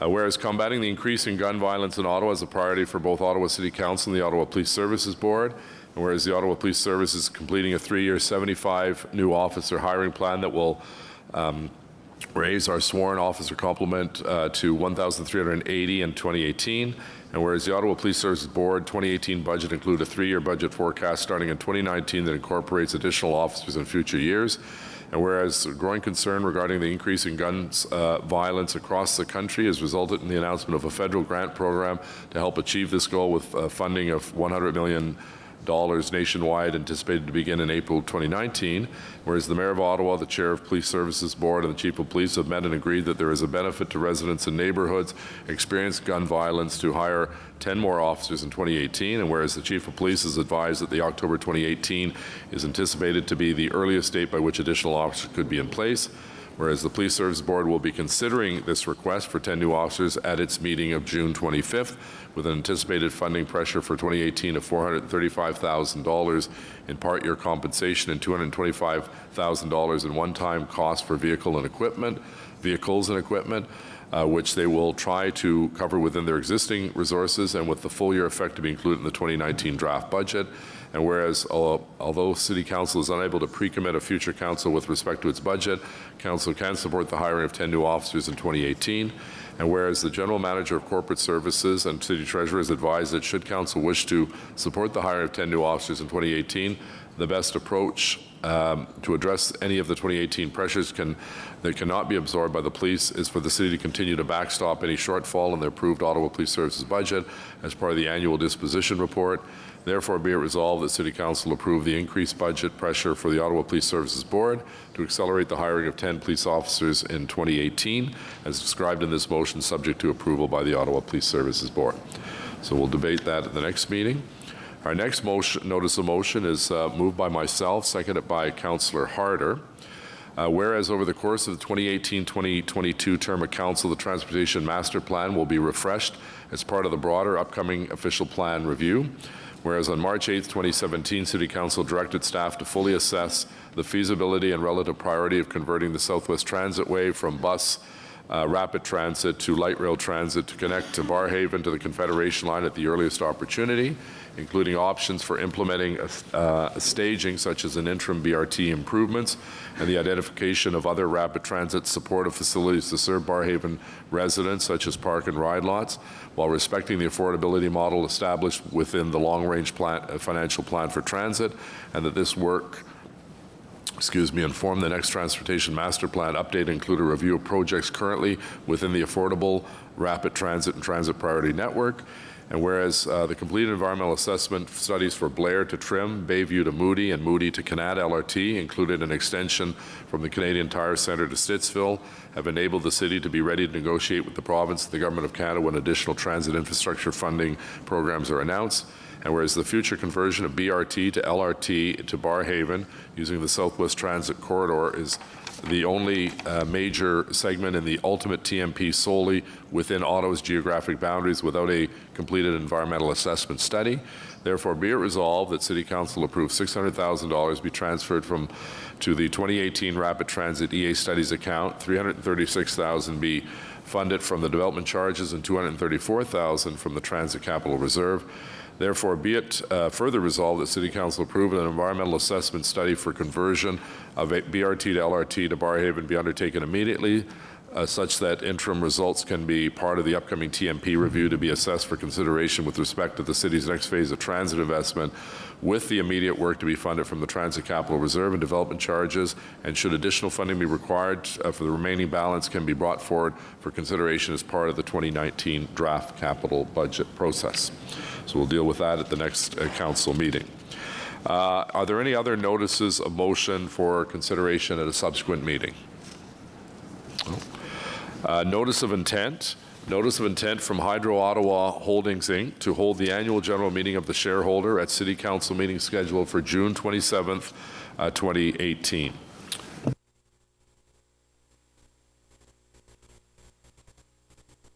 Okay. It's also anticipated the Ottawa Markets Municipal Services Corporation will hold their inaugural meeting of the member at the June 27th council meeting. Motion to introduce bylaws. Motion portant présentation de règlement. Conseiller Dean, s'il vous plaît, puis par Conseiller Harder. That the bylaws listed on the agenda under motion to introduce bylaws 3 readings be read and passed, and that the rules be waived to permit the listing of a zoning bylaw in respect to item D on the agenda, zoning bylaw amendment for part of 6143 Perth Street. On the motion, carried. Confirmation bylaw, règlement de ratification. Conseiller Dean, s'il vous plaît, appuyé par Conseiller Harder. That the following bylaw be read and passed to confirm the proceedings of the council meeting of June 13th, 2018. Carried. We have one written inquiry from Councillor Wilkinson, please. Thank you, Mr. Mayor. I'll just paraphrase it for what that's about, so because it'll get back to us later on. What this is to have the city staff look for locations where we could have up to 10 spots for people who drive their car through the Greenbelt and then bike to work, because they find the distance all the way, which can be up to 30 kilometers, too far to bike, but they go part. And they've been parking in the parks, and parks people saying, no, you can't. They're ticketing there. So I've asked staff they could look at what we could do to help provide this, because it does encourage more people to use cycling, or at least partial cycling, to get to and from work. So it's just an inquiry to find out how we could do it. Okay, thank you. Adjournment, Councillor Deans, please. I really wanted to stay. That the proceedings of the City Council meeting of June 13th, 2018 be adjourned. Carried. Meeting adjourned. Merci. Thank you.